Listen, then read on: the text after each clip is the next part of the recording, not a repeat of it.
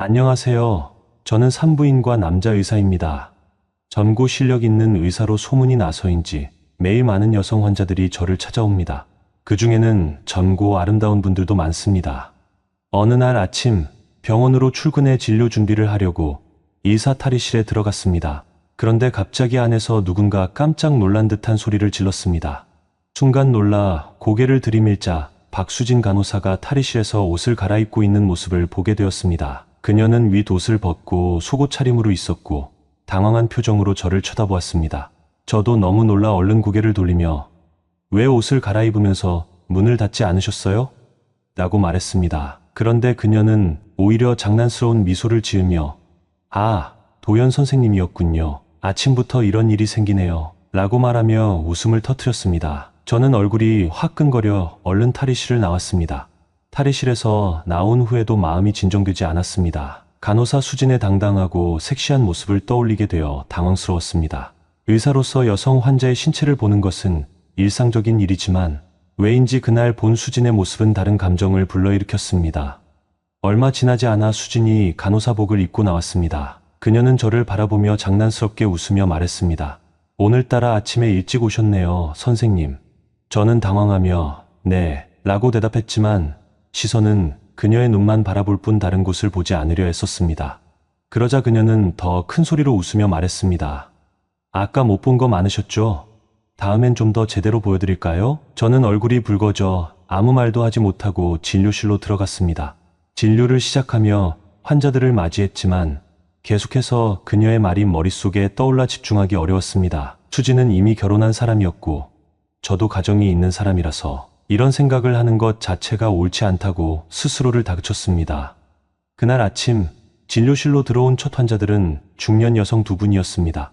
다행히 큰 문제는 없었고 단순한 염증으로 인해 약 처방을 하고 간단히 진료를 마칠 수 있었습니다. 하지만 그날은 어쩐지 평소와 다르게 마음이 복잡했습니다. 그날 세 번째로 진료실에 들어온 환자는 27, 28세 정도로 보이는 세련된 분위기의 젊은 여성분이었습니다. 그녀는 키가 크고 몸매가 좋았으며 무엇보다도 패션 센스가 돋보였습니다. 깊게 파인 목선이 드러나는 옷차림은 약간 당황스러울 정도로 매력적이었습니다. 하지만 산부인과 의사로 일한 지도 몇 년이 된 저는 이런 상황에 익숙해져 있었습니다. 마음속으로 불편한 감정이 스쳐 지나갔지만 곧 평정을 되찾고 차분히 대했습니다. 저는 미소를 지으며 말했습니다.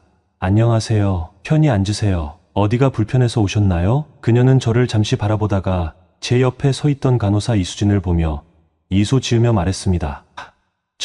이 간호사님이 저 좀 봐주실 수 있을까요? 수진 간호사는 곧바로 부드러운 미소로 답했습니다. 죄송합니다. 저는 간호사라 진료를 할 수 없어요. 이쪽 김도연 선생님이 담당 의사세요. 그녀는 다시 저를 한번 쳐다보더니 물었습니다. 혹시 여기 여성 의사 선생님도 계시나요? 저는 미소를 유지하며 대답했습니다. 네, 바로 옆 진료실에 여성 의사 선생님이 계십니다. 그쪽으로 가시면 되는데요. 그녀가 걱정스러운 목소리로 말했습니다. 거기로 가면 또 오래 기다려야 하나요? 네, 순번 대기 시스템이라 시간이 조금 걸릴 수 있습니다. 그녀는 잠시 망설이다가 주위를 둘러보며 수진 간호사에게 말했습니다. 혹시 간호사님이 잠깐 나가 주실 수 있을까요? 저는 정중히 답했습니다. 죄송하지만 병원 규정상 진료 중에는 반드시 간호사가 함께 있어야 합니다. 혼자 진료를 보는 것은 어려운 상황입니다. 그녀는 잠시 생각하더니 고개를 끄덕이며 말했습니다. 알겠습니다. 여자끼리인데 크게 신경 쓸 건 없겠죠. 그녀는 머뭇거리며 얼굴이 붉어졌고 마침내 부끄러운 듯 말을 꺼냈습니다. 사실 몸의 아래쪽에 뭔가 이상이 있는 것 같아요. 저는 진지하게 되물었습니다. 어느 부위를 말씀하시는 건가요? 그녀는 얼굴을 더 붉히며 눈길을 피하더니 작은 목소리로 말했습니다. 아래쪽이에요. 그녀의 말을 듣고 저는 대충 상황을 이해했습니다. 산부인과를 찾는 환자분들이 주로 이런 부위에 문제가 있어 내원하기 때문에 익숙한 경우였습니다. 저는 옆에 있는 수진 간호사에게 말했습니다. 진찰 준비 부탁드려요. 기구를 준비해 주세요. 수진 간호사는 고개를 끄덕이며 옆에 있는 검사실 문을 열고 먼저 들어갔습니다. 저는 환자를 향해 말했습니다. 잠시 검사실로 들어가서 자세히 확인해 볼게요. 그녀는 살짝 긴장한 표정으로 고개를 끄덕였고 저는 그녀를 검사실로 안내했습니다. 그 순간 간호사 수진이 잠시 자리를 비운 틈을 타서 그 여성 환자는 제 귀에 대고 조용히 속삭였습니다. 사실 검사까지는 필요 없어요. 아래쪽에 뭔가 남아있는 것 같거든요. 그 말을 듣고 저는 대략 무슨 상황인지 짐작할 수 있었습니다. 이전에도 간혹 여성 환자들이 산부인과에 오셔서 비슷한 문제를 호소한 적이 있었으니까요. 그들 중 일부는 특정 물건을 사용하다가 실수로 그것이 몸 안에 남게 되어 어쩔 수 없이 병원을 찾는 경우도 있었습니다. 저는 최대한 예의를 갖춰서 답했습니다. 그래도 정확한 상태를 확인하려면 먼저 검사를 하는 게 좋습니다. 그게 환자분 건강을 위해서도 필요하니까요. 그 후 저는 일회용 장갑을 착용하고 준비를 마쳤습니다. 그 환자는 다소 긴장한 표정으로 침대에 누웠고 간호사 수진이 옆에서 차분하게 안내했습니다. 산부인과 검사니까 하의를 벗으셔야 해요. 시간이 없으니 조금만 서둘러 주세요. 다른 환자분들도 많이 기다리고 계시거든요. 여성 환자는 바지와 속옷을 벗다가 간호사 수진을 쳐다보며 물었습니다. 간호사님, 이거 다 벗어야 하나요? 수진은 살짝 미소를 지으며 답했습니다. 네, 그렇지 않으면 검사를 할 수가 없어요. 환자는 얼굴을 붉히며 부끄러워했지만 결국 속옷을 다 벗고 검사 침대에 누웠습니다. 그녀가 준비를 마치자 저는 소독용 면봉을 이용해 부위를 천천히 소독했습니다. 2번 정도 닦아내고 나서 간호사 수진에게 내시경 기구를 가져오라고 부탁했습니다. 제가 내시경 기구를 조심스럽게 환자 몸속에 삽입하자 곧 무언가 저항하는 느낌이 들었습니다. 여기 안에 뭐가 있는 것 같네요. 정확히 뭐죠? 제가 물었습니다. 그러자 환자는 어색한 표정으로 대답했습니다. 저기 그 바나나가 들어있어요. 그 말을 들은 순간 간호사 수진은 웃음을 참지 못하고 손으로 입을 가리며 몸을 떨었습니다. 저는 그녀에게 살짝 눈치를 주었고 수진은 곧 진지한 표정을 되찾았습니다. 저도 내심 웃음이 나올 뻔했지만 최대한 표정 관리를 하며 진지하게 검사를 이어갔습니다. 하지만 문제는 그 바나나가 너무 익어서 속에서 다 물러진 상태였습니다.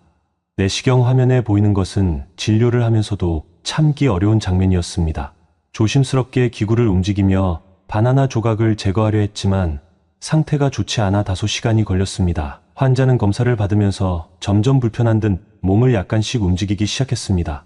저는 조용히 말했습니다. 움직이지 말아주세요. 그래야 정확하게 처리할 수 있어요. 그 순간 저는 그녀의 얼굴을 올려다봤습니다. 얼굴이 빨갛게 달아오른 상태였고 약간 불편하지만 한편으로는 묘한 표정을 짓고 있었습니다. 그녀는 작게 중얼거리듯 말했습니다. 선생님, 그렇게 하니까 좀 간지러워요. 저는 당황하지 않고 차분히 대답했습니다. 조금 참아주세요. 금방 끝납니다. 그녀는 부끄러운 듯 더 이상 말을 하지 않았고 입술을 꾹 다물고 있었지만 얼굴이 점점 더 붉어졌습니다. 저는 간호사 수진에게 핀셋을 건네받아 조심스럽게 문제의 물질, 즉 내부에 남아있던 바나나를 제거하기 시작했습니다. 과숙한 바나나가 몸속에 있어 상당히 지저분한 상태였지만 저는 최대한 침착하게 하나하나 제거하며 작업을 이어갔습니다.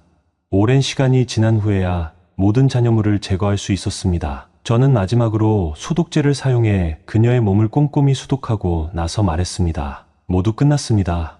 이제 옷을 입으셔도 됩니다. 그녀는 놀란 표정으로 제 말을 들으며 자리에서 일어나며 물었습니다. 정말 다 끝난 건가요?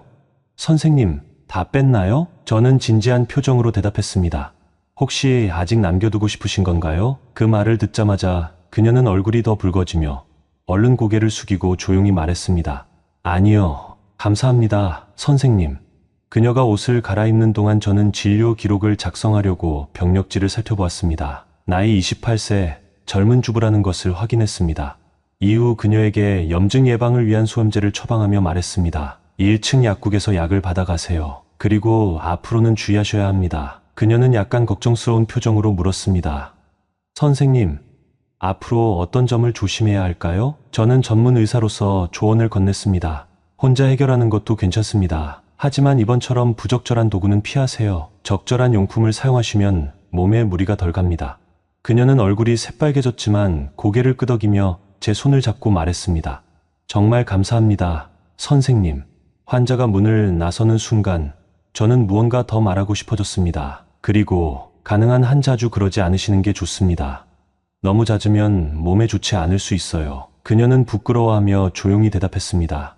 네, 선생님, 알겠습니다. 그녀가 나간 뒤 그동안 참고 있던 간호사 수진이 폭소를 터뜨렸습니다. 그녀는 웃음을 참으려 했었지만 결국 배를 잡고 웃기 시작했습니다. 선생님, 오늘은 정말 웃음을 참는 게 제일 힘들었어요. 저는 한숨을 내쉬며 기록을 마무리하고 다음 환자를 맞이할 준비를 했습니다. 간호사 수진이 환자를 배웅한 뒤 갑자기 저를 바라보며 장난스럽게 말했습니다. 김 선생님, 농담이었어요. 너무 진지하게 받아들이지 마세요. 제가 미소를 지으며 대답하려는 찰나 수진이 다시 말했습니다. 근데요, 진짜 외로우면 차라리 원나잇 하는 게 낫지 않겠어요?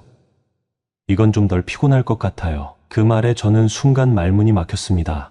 수진이 너무나 태연하게 이런 말을 해서 놀라움을 감출 수 없었죠. 저는 멍하니 그녀를 쳐다봤고 수진은 제 표정을 보고 웃으며 다시 말했습니다. 선생님, 설마 원나잇 해본 적 없으세요? 그녀의 말에 제 얼굴은 금세 붉게 달아올랐습니다. 제가 무슨 말을 하려던 참에 수진이 장난스럽게 웃으며 덧붙였습니다. 아, 근데 선생님은 아내한테 그렇게 할 용기가 없으시겠죠? 수진의 농담이 끝나자 그녀는 환자를 호출하러 나갔고 저는 그 자리에서 한동안 멍해 있었습니다. 그날 오전은 몇몇 평범한 산부인과 환자들의 진료를 하며 무난히 지나갔지만 수진의 말이 계속 머릿속을 맴돌았습니다. 수진은 정말 그런 경험이 있던 걸까? 이런 생각이 자꾸 떠올랐지만 저는 고개를 흔들며 진료에만 집중하려 했습니다. 오후가 되자 병실을 돌며 간단한 점검을 마쳤고 오후에는 병원이 비교적 한산한 편이었습니다. 저녁이 되어 퇴근할 준비를 하던 중 아내에게서 전화가 왔습니다. 여보, 오늘 회사에서 회식 있어서 집에 늦게 들어가요. 저녁은 알아서 챙겨 먹어요. 저는 살짝 서운한 마음을 숨기며 대답했습니다. 알겠어. 조심히 들어와. 전화를 끊고 조용히 차에 올라탔습니다. 이런 상황은 익숙했기에 크게 동요하지 않았습니다. 아내는 회사 일로 자주 야근하거나 회식에 참석해야 했고 그 때문에 함께 저녁 식사를 하는 날이 손에 꼽힐 정도였습니다. 집에서 밥을 해먹는 일도 드물었죠. 차를 천천히 몰며 퇴근 시간에 혼잡한 도로를 피해 병원 근처의 작은 길로 접어들었습니다. 대로변은 퇴근 차량들로 꽉 막혀 있었고 이 작은 길은 시간이 더 걸리더라도 스트레스 없이 집에 가기 좋은 경로였습니다. 차창 밖으로 보이는 도심의 화려한 네온사인과 반짝이는 불빛들이 눈에 들어왔습니다. 오랜만에 느껴보는 도시의 야경은 묘하게 마음을 편안하게 해주었습니다. 그러다 한 레스토랑 앞을 지나치며 불현듯 마음이 끌렸습니다. 오래간만에 스테이크가 먹고 싶네. 그렇게 생각하며 차를 멈추고 레스토랑 앞에 주차했습니다. 안으로 들어가 조용한 분위기의 창가 자리로 안내를 받았습니다. 커다란 유리창 너머로 보이는 도심의 풍경과 레스토랑 안의 따뜻한 조명 덕분에 분위기는 한층 더 아늑해 보였습니다. 은은한 조명 아래 레스토랑의 분위기는 정말 아늑했습니다. 자리에 앉자마자 저는 우선 레드와인 한 잔을 주문했고 이어서 미디엄 레어 스테이크와 크림 파스타까지 추가로 주문했습니다. 평소에 먹는 양이 좀 많은 편이라 조금 욕심을 부렸습니다. 주문을 마치자 친절한 미소를 짓는 직원이 음식을 준비하러 갔습니다. 얼마 지나지 않아 주문한 와인이 먼저 나왔습니다. 와인잔을 들어 천천히 한 모금 마셔보니 풍미가 깊고 깔끔한 맛이 인상적이었습니다. 다만 가격이 조금 비싸더군요. 한 잔에 2만 원 정도였지만 제게는 그리 부담되는 금액은 아니었습니다. 와인을 음미하며 창밖을 내다봤습니다.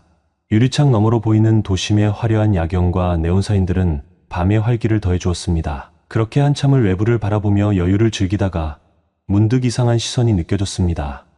누군가 제 쪽을 계속 보고 있는 듯한 느낌이 들었죠. 고개를 돌려보니 반가운 듯 미소 짓는 한 여성이 있었습니다. 그녀는 어딘가 익숙한 얼굴이었지만 당장 누구인지 기억이 나지 않았습니다. 부드러운 조명 아래 그녀의 세련된 모습은 더욱 눈에 띄었고 저는 잠시 어리둥절한 기분이 들었습니다. 혹시 나를 알아보는 건가? 이런 생각을 하며 고개를 숙여 와인에 집중하려던 순간 그녀가 천천히 제 쪽으로 걸어왔습니다. 가까워질수록 제 심장은 점점 빨리 뛰기 시작했고 저는 괜히 얼굴이 붉어져 시선을 피하고 싶어졌습니다. 마침내 그녀가 제 자리 앞에 멈추어 서서 조심스러운 목소리로 물었습니다. 저 혹시 김 선생님 맞으시죠? 그녀가 저를 이름 대신 김 선생님이라고 부르는 순간 저는 본능적으로 고개를 들었습니다. 환자들이 저를 부를 때 주로 쓰는 호칭이었기 때문에 습관적으로 대답할 수밖에 없었죠. 네, 맞습니다.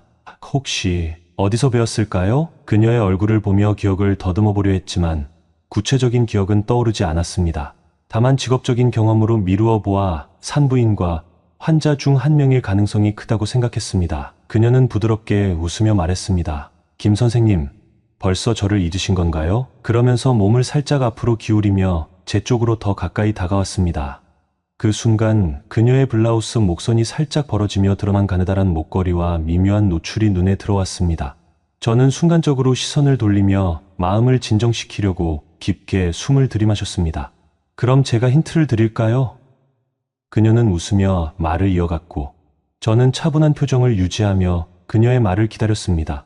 그녀는 미소를 지으며 제 옆에 빈자리를 가리키며 물었습니다. 김 선생님, 여기 앉아도 될까요? 저는 약간 당황하며 대답했습니다. 네, 그러세요. 하지만 머릿속에서는 여전히 이 세련되고 매력적인 여성이 누구인지 떠올리려 애쓰고 있었습니다. 그녀는 자리에 앉으며 부드럽게 웃더니 약간 쑥스러운 표정으로 말했습니다. 김 선생님, 벌써 저를 잊으신 건가요? 오늘 오전에 병원에서 만났잖아요. 그녀의 말이 끝나자 저는 그제야 그녀가 누구인지 깨달았습니다. 바로 오늘 오전에 병원에 왔던 그 문제로 진료를 받았던 환자였습니다. 그녀를 알아보자마자 묘한 기분이 들었습니다. 병원에서 봤던 모습도 매력적이었지만 지금 레스토랑에서의 그녀는 훨씬 더 세련되고 우아해 보였습니다. 저는 조금 놀란 척하며 말했습니다. 아, 맞네요. 죄송해요. 반갑습니다. 그녀는 밝게 웃으며 말했습니다. 김 선생님, 혼자서 저녁 드시는 거예요? 사모님은 안 오셨나요? 그녀의 물음에 저는 잠시 멈칫하며 약간의 아쉬움이 스쳐갔습니다. 아내가 회사 일로 바빠서 오늘은 혼자입니다. 제가 대답하자 그녀는 미소를 지으며 말했습니다. 저는 이 레스토랑의 사장님이에요. 일이 없을 때 가끔 이렇게 매장을 들르곤 하죠. 저는 깜짝 놀라며 대답했습니다. 와, 정말 대단하시네요. 이런 고급 레스토랑을 운영하시다니요. 그녀는 손사래를 치며 웃었습니다. 아유, 대단하긴요. 그냥 밥벌이 하는 거죠. 김 선생님이 칭찬해 주시니 부끄럽네요. 근데 음식은 입에 맞으세요? 저는 웃으며 대답했습니다. 네, 예전에 한두 번 와봤는데 음식 맛이 정말 좋더라고요. 그녀는 기분 좋은 웃음을 지으며 말했습니다. 감사합니다. 김 선생님 같은 분이 찾아주시면 정말 영광이죠. 그러더니 그녀는 갑자기 제 테이블 위에 놓인 주문서를 집어들고 자리에서 일어났습니다. 그리고 주문서를 들고 앞에 있던 직원에게 손짓하며 말했습니다. 이 테이블 음식 빨리 준비해 주세요. 잠시 후 한 단정한 여성 직원이 다가와 고개를 숙이며 주문서를 받아갔습니다. 그녀는 이어서 덧붙였습니다. 그리고 오늘 이 손님의 식사비는 제가 낼게요. 계산하지 마세요. 직원은 밝게 웃으며 대답했습니다. 네, 알겠습니다. 그녀의 말을 듣자 저는 깜짝 놀라며 말했습니다. 아니에요. 제가 오히려 감사해야 하는데 이렇게까지 하시면 제가 더 민망해지잖아요. 그녀는 웃으며 말했습니다. 무슨 소리세요? 김 선생님, 병원에서 그렇게 신경 써주셨잖아요. 오늘은 제가 보답하는 날입니다. 식사를 마칠 무렵 그녀는 제게 2층에 마련된 휴게 공간에서 차를 한 잔 더 하며 시간을 보내지 않겠냐고 권하셨습니다. 저는 잠시 고민했지만 그녀의 따뜻한 제안에 끌려 따라 올라가게 되었습니다. 2층으로 올라갔을 때부터 느껴지던 편안하고 은은한 분위기는 서로를 좀 더 솔직하게 바라볼 수 있도록 만들어 주었습니다. 은은한 조명이 비추는 공간 속에서 우리 둘은 조용한 소파에 나란히 앉아 차를 마시며 대화를 이어갔습니다. 창밖으로 보이는 야경과 잔잔하게 흐르는 음악 소리가 서로의 이야기에 자연스럽게 집중할 수 있도록 도와주었지요. 처음엔 그저 일상적인 이야기를 나누며 가볍게 웃고 병원에서의 에피소드도 되짚어보는 정도였습니다. 그런데 얘기를 주고받는 동안 상대방의 시선을 일부러 피하려 하지 않고 마주 보게 되는 순간이 점점 늘어났습니다. 그녀가 목선이 살짝 드러나는 블라우스를 매만질 때마다 시선이 미묘하게 그곳으로 향하고 동시에 제가 컵에 손을 뻗을 때 그녀의 시선도 제 손동작에 따라 움직이는 게 느껴졌습니다. 눈빛과 몸짓이 교차할 때마다 마음이 간질거리는 듯한 긴장감과 설렘이 교차했습니다. 오늘 병원에서는 솔직히 좀 민망했어요. 그래도 너무 전문적으로 대응해 주셔서 덜 창피했달까요? 그녀가 쑥스러워하며 꺼낸 말에 저는 웃으며 대답했습니다. 산부인과 진료는 환자분들이 대체로 많이 민망해 하시죠. 특히 남의 시선 때문인지 심리적 부담이 큰 편이니까요. 그치만 괜찮으셨다니 다행입니다. 이 이야기를 나누면서 어느새 우리는 서로에 대해 조금 더 편안해진 느낌이었습니다. 그녀가 몸을 살짝 제 쪽으로 기울이며 웃음을 지었을 때 그 미묘한 거리감이 한층 줄어든 기분이었습니다. 혹시 제가 너무 개인적인 이야기를 한 건 아니죠? 아닙니다. 편하게 말씀하셔도 돼요. 그렇게 답하며 고개를 저었을 때 그녀가 살짝 제 손등에 손을 얹었습니다. 저는 순간적으로 가슴이 두근거려서 잠시 멈칫했지만 이내 조심스럽게 그녀의 손을 가볍게 감싸주었습니다. 그녀도 그 손길을 피하지 않고 제 손에 살짝 힘을 주어 답해주었습니다. 고요한 음악이 흐르는 가운데 우리는 잠깐 서로의 눈을 바라보았습니다. 마음이 조금씩 격해지는 걸 느끼면서도 동시에 그 순간이 깨질까 조심스러워 숨소리조차 낮춰지는 기분이었지요. 저는 천천히 그녀의 어깨에 손을 올려보았습니다. 그녀는 제 품에 가볍게 기대어 오며 고개를 살짝 떨구었는데 그 움직임마저 아늑한 분위기를 한층 더 깊게 만들어 주었습니다. 제 손끝이 그녀의 머리카락을 부드럽게 쓰다듬을 때 그녀의 어깨가 살짝 들썩이며 작은 떨림이 전해지는 듯했습니다. 괜찮으세요? 저는 작은 목소리로 물었고 그녀는 조용히 고개를 끄덕였습니다. 네, 괜찮아요. 그 말을 듣자 안도감과 함께 더 가까워지고 싶다는 마음이 동시에 피어났습니다. 그녀는 부끄러운 듯 시선을 아래로 깔았다가 다시 살며시 제 눈을 바라보았습니다. 조용한 시간 안에서 오가는 시선은 그 자체만으로도 묘하게 긴장감을 자아냈습니다. 그러면서 제 손을 좀 더 단단히 잡아주었는데 서로의 손끝이 닿고 맞닿는 감촉이 너무나 선명하게 느껴졌습니다. 이윽고 그녀가 체중을 제 쪽으로 살짝 옮기면서 어깨를 기대왔을 때 심장이 더욱 빠르게 뛰기 시작했습니다. 저는 그녀가 불편하지 않도록 천천히 허리를 감싸 안았습니다. 옆에서 느껴지는 그녀의 체온과 제 품에 스며드는 부드러운 실루엣이 아찔할 정도로 떨림을 가져다 주었습니다. 그 후로 잠시 정적이 흘렀습니다. 음악 소리와 서로의 숨소리가 교차하는 사이 그녀가 가볍게 숨을 고르며 작은 목소리로 제 이름을 불렀습니다. 김 선생님, 아니, 이제 도연 씨라고 불러도 될까요? 처음으로 호칭을 바꿔 부르는 그녀의 말투와 살짝 떨리는 눈빛에 저 역시 가슴 한켠이 빠르게 뜨거워졌습니다. 네, 그럼 저도 편하게 부를게요. 자연스럽게 호칭이 부드러워지자 우리는 얼굴을 조금 더 가까이 마주했지요. 이마와 이마가 닿을 듯 말 듯 한 거리가 되자 그녀의 눈동자에 비친 저와 제 눈동자에 비친 그녀가 분명히 보였습니다. 마치 서로가 서로를 깊이 들여다보는 듯한 느낌이었습니다. 그리고 그 순간 어쩌면 시간마저 천천히 흐르는 것처럼 느껴졌습니다. 저는 천천히 몸을 기울여 그녀의 볼 가까이에 입술을 가져갔습니다. 그녀는 살며시 미소 지으며 눈을 감았고 그 모습에 저도 자연스럽게 그녀의 입술에 가벼운 키스를 건넸습니다. 처음엔 볼을 스치는 듯한 짧은 접촉이었지만 곧 이어 서로를 확인하듯 조금 더 깊은 키스로 이어졌습니다. 서로의 숨결이 그대로 전해지는 가까운 거리, 심장이 뛰는 소리가 귓가에 울릴 정도로 크게 들리는 긴장감, 그리고 동시에 찾아오는 몽환적인 편안함이 묘하게 어우러졌습니다. 그녀의 입술을 느끼며 우리의 호흡은 조금씩 어긋났다 다시 맞춰지고 작은 움직임에도 온 감각이 예민해져 서로를 더욱 선명하게 느꼈습니다. 2층 휴게 공간에서 짧은 키스가 끝난 후 둘 사이에는 한층 짙어진 묘한 기류가 맴돌았습니다. 잔잔하게 깔린 음악은 여전히 흐르고 있었지만 이제는 서로의 숨소리와 가슴 뛰는 소리가 더 크게 들리는 듯했죠. 말없이 마주보는 눈빛이 깊어질수록 우리는 서서히 몸을 기댔습니다. 그 미세한 움직임만으로도 서로가 강렬하게 끌린다는 걸 깨달을 수 있었습니다. 그녀가 가볍게 제 옷깃을 잡아당기는 순간 어깨와 허리가 맞닿는 지점에서 뜨거운 열기가 전해졌습니다. 자연스레 서로를 좀 더 강하게 끌어안자 그 짧은 거리감마저 사라지고 두 사람의 체온이 그대로 섞여들었습니다.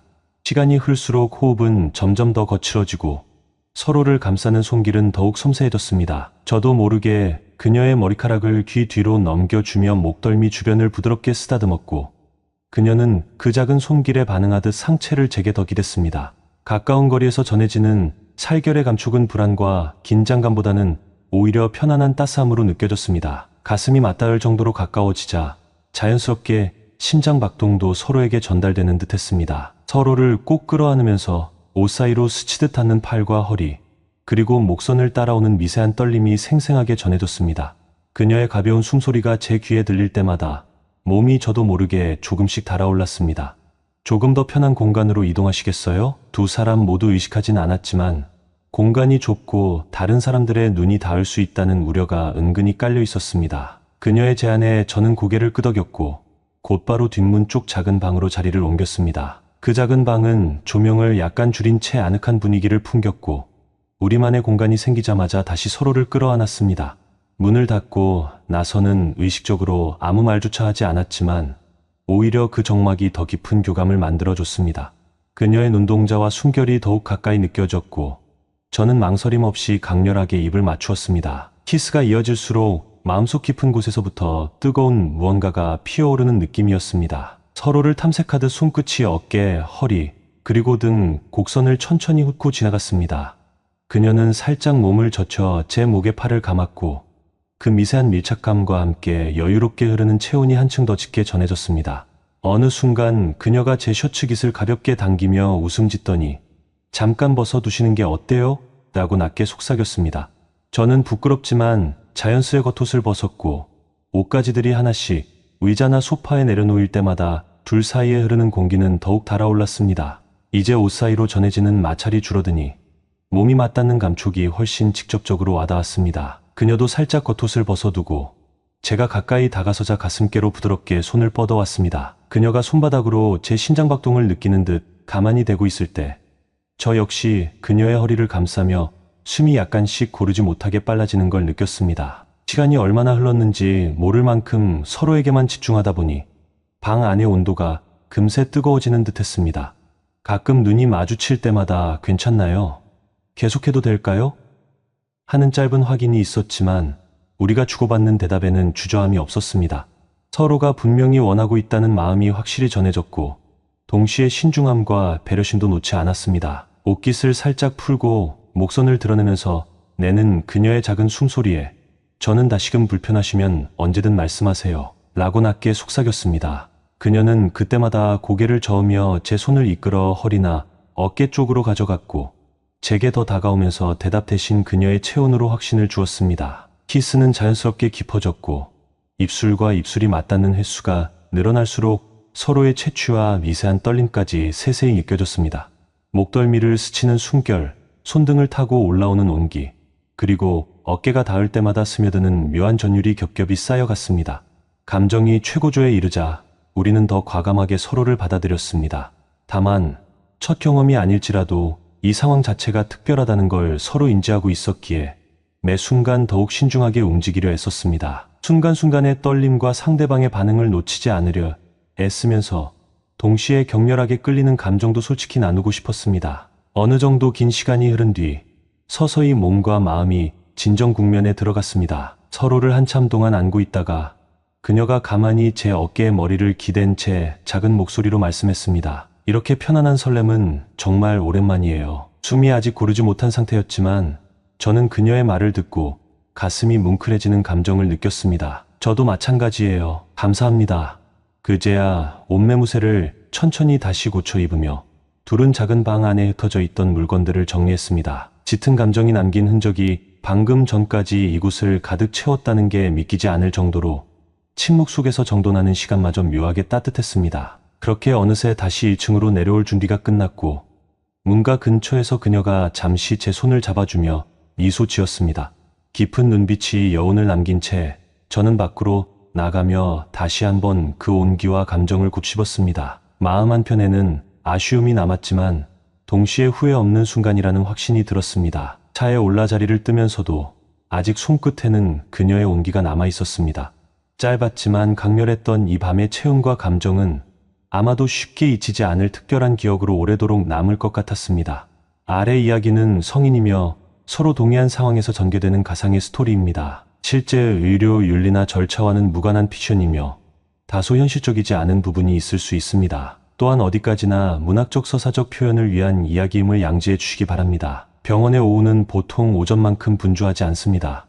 예약된 환자들이 대부분 진료를 마치고 긴 대기 줄도 서서히 줄어드는 시간대이지요. 나는 서류를 정리하고 있었고 간호사 수지는 환자 응대를 마무리하며 진료실 주변을 정돈하고 있었습니다.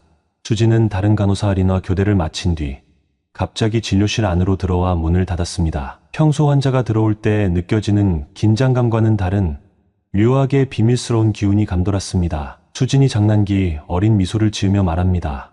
김 선생님, 요즘에 제가 배 아래쪽이 좀 불편해서요. 선생님께 검사 좀 받아볼 수 있을까요? 처음에는 그저 가벼운 농담인 줄 알았습니다. 의료진 사이에서는 간혹 어깨가 결린다, 피곤하다 같은 이야기를 주고받고 진료를 보기도 합니다.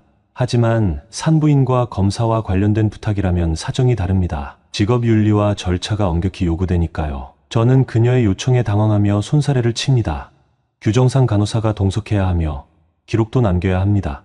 난처함이 앞선 채 조심스럽게 아린 간호사나 다른 담당자를 모시는 것이 좋겠다고 제안하지만 수지는 고개를 가로렸습니다. 애교 섞인 목소리로 그녀는 말을 잇습니다. 아린도 피곤해 보이니 굳이 부를 필요가 없으며 무엇보다 제일 믿을 수 있는 사람이 저라고 합니다. 빠르게 확인만 해주면 되는 일이라며 그녀는 저를 바라보며 부드럽게 미소 짓습니다. 그녀가 가운 깃을 살짝 잡아당기며 다가오자 저는 점점 말문이 막힙니다. 가까운 동료라지만 업무 시간 중에 문까지 닫고 이렇게 개인적인 부탁을 하는 것은 꽤 이례적인 일입니다. 수지는 진료실 안에 마련된 작은 검사실 커튼 뒤로 들어가 자그마한 진료용 침대에 앉습니다. 저는 규정과 윤리를 떠올리며 안 된다고 마음속으로 되뇌지만 그녀가 아랫배 근처를 가볍게 매만지며 아픈 듯한 표정을 짓자 차마 바로 거절하지 못합니다. 그녀는 조심스럽게 상의 밑단을 살짝 올려 복부 부근을 노출시킵니다. 낮은 목소리로 제 반응을 살피듯 힐끔 쳐다보며 이렇게 하면 편하게 확인할 수 있을 거라고 말합니다. 저는 진료용 장갑을 끼고 차분히 청진기를 집어들지만 가까이 다가서는 순간 그녀의 체온이 느껴지고 눈빛이 생각보다 훨씬 더 진지하다는 것을 깨닫습니다. 검사는 간단한 수준에서 이루어집니다. 증상이 심각한 것은 아닌지 특정 부위에 통증이 있는지를 확인하기 위해 아랫배를 가볍게 눌러봅니다. 그러나 수지는 제 손끝이 닿을 때마다 작게 숨을 고르며 때때로 허리를 살짝 들어 올리며 반응합니다. 진료를 하고 있음에도 불구하고 묘하게 서로의 기류가 엉켜드는 듯한 느낌이 듭니다. 저는 겨우 정신을 차려 증상이 시작된 시기와 통증의 양상을 묻습니다. 하지만 그녀는 제 질문에 대답하기보다는 손이 따뜻하다는 말을 꺼내며 긴장된 분위기를 자연스럽게 풀어버리려 합니다. 순간 진료실 안의 감도는 공기가 달라진 것을 깨닫습니다. 저는 살짝 붉어진 얼굴로 말을 잇습니다. 이러면 안 된다고 생각하며 수진에게 필요한 검사는 병원 규정에 맞춰 진행해야 한다고 말합니다. 하지만 수진은 장난스러운 눈웃음을 지으며 대수롭지 않다는 듯 말을 던집니다. 에이, 김 선생님 지금은 아무도 없으니까요. 그 순간 갑작스럽게 노크 소리가 들려옵니다. 선생님, 안에 환자 있으세요? 아린의 목소리에 저는 화들짝 놀라며 재빨리 장갑을 벗고 가운 매무새를 고칩니다. 수진 역시 반쯤 올렸던 옷을 급히 내리고 진료용 침대에서 내려와 침착한 표정을 유지합니다. 저는 커튼을 살짝 당긴 뒤 문으로 다가가 조심스럽게 문을 엽니다. 문 앞에 서 있는 아린은 예야한 표정으로 내부를 살펴봅니다. 저는 곧장 진료 중이라고 짧게 대답하며 문틈을 좁힙니다. 아린은 크게 의심하지 않는 듯 고개를 끄덕이고 돌아섭니다. 우여곡절 끝에 검사는 흐지부지 종료되었고 수지는 서둘러 자리를 정돈합니다. 서로 얼굴이 살짝 달아오른 상태로 진료실을 정리한 후 조용히 밖으로 나섭니다. 시간이 흘러 퇴근 시간이 되자 대부분의 직원들은 빠르게 자리를 떠납니다. 아린 역시 예정된 퇴근 시간에 맞춰 먼저 나갔고 저는 남은 서류를 정리하기 위해 진료실에 남아 있습니다. 어둑해진 병원 복도에는 형광등이 절반만 켜져 있어 곳곳에 어스름한 그림자가 드리워집니다. 그때 조용히 열린 문 사이로 수진이 다시 들어옵니다. 그녀는 문을 살며시 닫고 잠금장치를 확인한 뒤 조용히 다가옵니다. 아린 간호사 갔어요. 오늘은 더 늦게까지 남아 계시네요. 수진은 낮은 목소리로 말을 건네며 책상 위에서 서류를 정리하던 저의 손을 살짝 잡습니다. 두근거리는 마음을 진정시키려 하지만 낮에 있었던 일이 떠오르며 심장이 다시 빠르게 뛰기 시작합니다. 저는 남은 문서들을 정리하기 위해 책상에 앉아 있었고 수진은 곁에 서서 한 손을 의자 등받이에 둡니다. 자연스럽게 그녀의 몸과 저의 몸이 가까워지고 그녀가 말을 건네는 사이사이에 서로의 눈빛이 마주칩니다. 수진은 속삭이듯 조용한 목소리로 말을 건넵니다. 아까는 많이 놀라셨죠? 혹시 불편했다면 미안해요. 하지만 저는 진짜 선생님이라면 믿을 수 있을 것 같아서요. 저는 고개를 돌려 그녀를 바라봅니다. 밤이 되자 낮의 장난스러운 기색보다는 훨씬 진지하고 애틋한 표정이 엿보입니다. 침을 삼키며 조심스럽게 묻습니다. 수진 씨, 정말 이래도 괜찮은 겁니까? 우리 둘이 같은 병원에서 근무하는 사이인데. 말은 그렇게 했지만 이미 제 목소리에도 흔들림이 묻어 있습니다. 수진은 살며시 미소를 지으며 한 손을 제 넥타이 쪽으로 가져갑니다. 선생님도 사실 싫지 않으신 거 맞죠? 넥타이가 살짝 당겨지며 그녀와의 거리가 더욱 가까워집니다. 가로등 불빛이 비치는 창문 너머로 우리 둘 이외에는 아무도 없는 듯한 적막함이 흡니다. 멀리서 구급차 사이렌이 희미하게 울리지만 그 소리가 거짓말처럼 이곳만을 피해 지나가는 느낌이 듭니다. 수진과 저는 거의 동시에 서로를 향해 몸을 기울였습니다. 짧은 숨소리가 뒤섞이며 자연스럽게 입술이 닿았습니다. 낮에 검사가 만들어낸 아슬아슬한 분위기가 이번에는 본능적인 끌림으로 폭발한 것입니다. 그녀가 가운 단추를 잡아 풀어헤치고 나는 마찬가지로 가운을 벗어 의자에 걸쳐 두었습니다. 수진이가 제 셔츠 단추를 하나씩 풀 때마다 병원 특유의 소독약 냄새와 그녀의 은은한 향수가 섞여 묘하게 뒤섞였습니다. 서로를 감싸 안으며 천천히 책상을 등지고 이동했는데 수진이 진료용 의자에 걸터 앉아 저를 당겼습니다. 그 순간 저는 과감하게 그녀의 허리에 손을 둘렀습니다. 갑작스런 과감함에 서로 작게 웃으면서도 곧바로 뜨겁게 이어지는 키스와 밀착된 체온에 몰두했습니다. 진료실이라는 공간적 특수성이 주는 긴장감과 들킬지 모른다는 위험부담에서 오는 아드레날린이 몸을 타고 도는 기분이었습니다.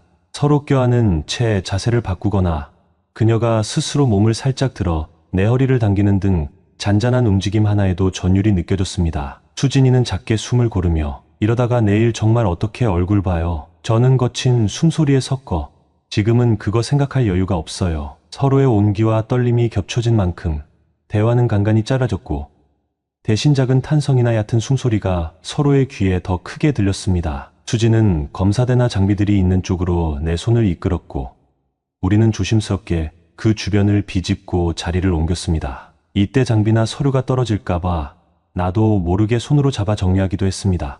그러면서도 절대 서로를 놓지 않았습니다. 한참 동안 부드러운 키스와 스킨십이 이어졌고 옷깃이 흐트러질 때마다 그녀가 살짝 미소를 지으며 내게 몸을 맡기는 모습이 인상 깊었습니다. 시간이 얼마나 흘렀는지 모를 만큼 우리 둘은 뜨겁게 달아올랐습니다.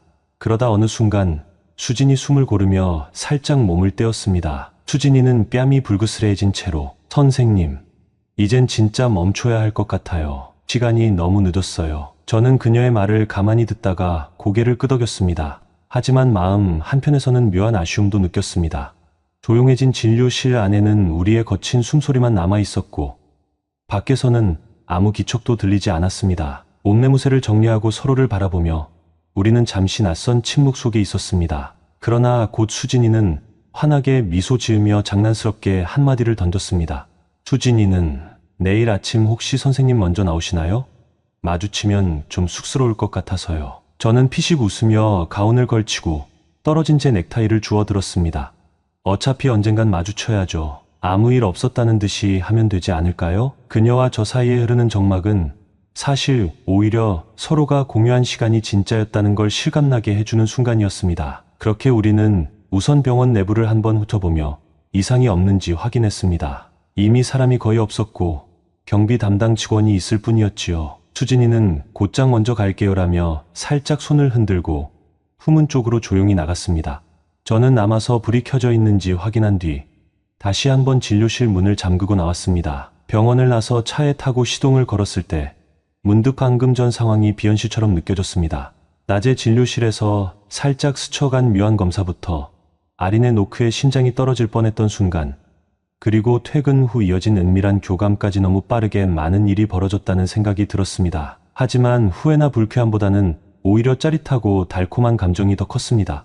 마음 한구석에서는 이대로 괜찮을까 하는 걱정도 있었지만 이미 벌어진 일은 뒤로 하고 싶었습니다. 다음날 아침 출근 시간에 맞춰 병원에 들어섰을 때 수진이는 마치 평소와 다를 바 없는 표정으로 근무 준비를 하고 있었습니다. 그러나 서로 시선이 살짝 엇갈리는 순간 엷게 붉어지는 그녀의 귀 끝이나 작은 미소를 감추지 못하는 제 표정에서 어제의 일이 여전히 생생함을 느낄 수 있었습니다. 아린이나 다른 직원들은 전혀 눈치채지 못한 듯 보였지만 가끔 수진이 처방전이나 서류를 들고 제게 다가올 때마다 서로 짧게 교감하는 묘한 공기가 흘렀습니다. 두 사람만 알고 있는 비밀과 뜨거운 기억이 병원 내 일상 속에서 조용히 공유되고 있었던 것이지요. 그 후에도 병원 업무는 계속됩니다. 환자를 돌보고 서류를 작성하고 간호사들과 의사가 협업하는 일상은 변함없습니다. 그러나 우리 둘 사이에는 더 이상 예전처럼 단순히 의사와 간호사만의 관계가 아닌 은밀하게 공유된 시간이 존재합니다. 언젠가 다시 한번 비슷한 긴장감과 유혹이 찾아올지 모른다는 생각에 마음속 어딘가가 두근거리는 건 어쩔 수 없나 봅니다. 오늘의 영상은 여기까지입니다. 안녕하세요. 오늘의 사연입니다. 저는 올해 35이며 남편과 이혼한 지 얼마 되지 않았습니다. 외모는 탑 연예인처럼 예쁘지는 않지만 의학의 손을 살짝 빌려 주변 남자들의 시선을 끌기에는 충분하며 매력적인 몸매를 가지고 있습니다. 남편과 이혼한 후로는 혼자 지내고 있으며 남편은 아들과 함께 미국에 살고 있습니다. 이혼 후로는 여성으로서의 즐거움을 다시는 경험하지 못했습니다. 유정 언니는 제가 아파트 헬스장에서 알게 된 친한 언니입니다. 그녀에게는 고등학교 3학년에 재학 중인 19살의 아들이 있습니다. 유정 언니의 남편은 해외에서 장기간 일을 하고 있고 유정 언니는 저보다 8살이나 많지만 우리는 같이 필라테스 수업을 들으며 알게 되었는데 유정 언니가 동안이라 같은 또래인 줄 알고 커피 한잔 하자며 대화를 시작했는데 대화가 잘 통하는 친구가 되었습니다. 그녀는 제가 이혼한 것을 알고 외로움을 달래주기 위해 자주 다양한 싱글 남성들을 소개해주곤 했지만 저는 그들이 제 몸만을 원할 뿐 진정으로 결혼을 생각하지 않는다는 것을 알고 몇 명 잠깐 만나고는 말았습니다. 사실 유정 언니는 이런 부분에서 진짜 개방적인 편이라 그녀의 남편이 해외에 있는 동안 헬스장의 한 남성 트레이너와 몰래 관계를 맺곤 했습니다. 저는 지금 집에서 온라인 쇼핑몰을 운영하고 있고 유정 언니는 전업주부입니다. 신기하게도 우리는 같은 아파트, 같은 동, 같은 라인에 살고 유정 언니가 저보다 3층 더 위에 살고 있습니다. 우리 라인에 엘리베이터가 한 대인데 너무 늦게 오면 저는 계단을 타고 유정 언니네 집을 올라가곤 했죠. 하지만 유정 언니는 대담하게도 대낮에 계단에서 그 남성 트레이너와 관계를 맺더군요. 깜짝 놀란 저는 바로 돌아갔지만 유정 언니도 저를 봤던 모양입니다. 그날 저녁 유정 언니는 저희 집에 들어오더니 웃으면서 저에게 물었습니다. 낮에 너 맞지? 다행이다.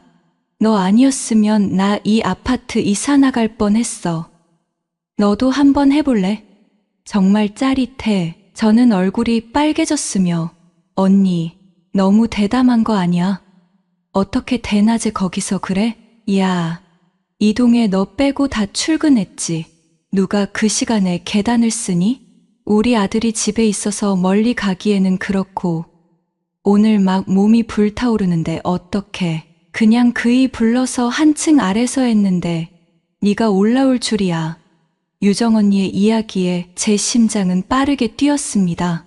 대낮에 본 장면을 떠올리며 외로웠던 마음이 요동치기 시작했습니다. 저도 정상적인 여성이고 정상적인 욕구를 가진 사람입니다. 전 남편과 이 문제 때문에 갈등이 많았습니다. 전 남편은 저보다 10살 많은 사업가입니다. 제가 전 남편의 회사에 취직해서 직원으로 일할 때 남편이 이혼한 상태였다는 것을 알았지만 남편의 성실하고 열심히 노력하는 모습에 반했습니다. 전 남편도 저를 채용할 때부터 유심히 봤다고 하더군요. 그때부터 저는 사장인 전 남편과 연애도 하고 사업도 도와주어 5인밖에 되지 않던 회사를 직원이 100명 넘고 매출이 400억 넘는 회사로 성장시켰습니다. 전 남편의 사업 노하우와 저희 좋은 아이디어로 회사 방향을 바꿔 일궈낸 성과입니다. 사실 사업적으로 전 남편과는 최고의 파트너입니다.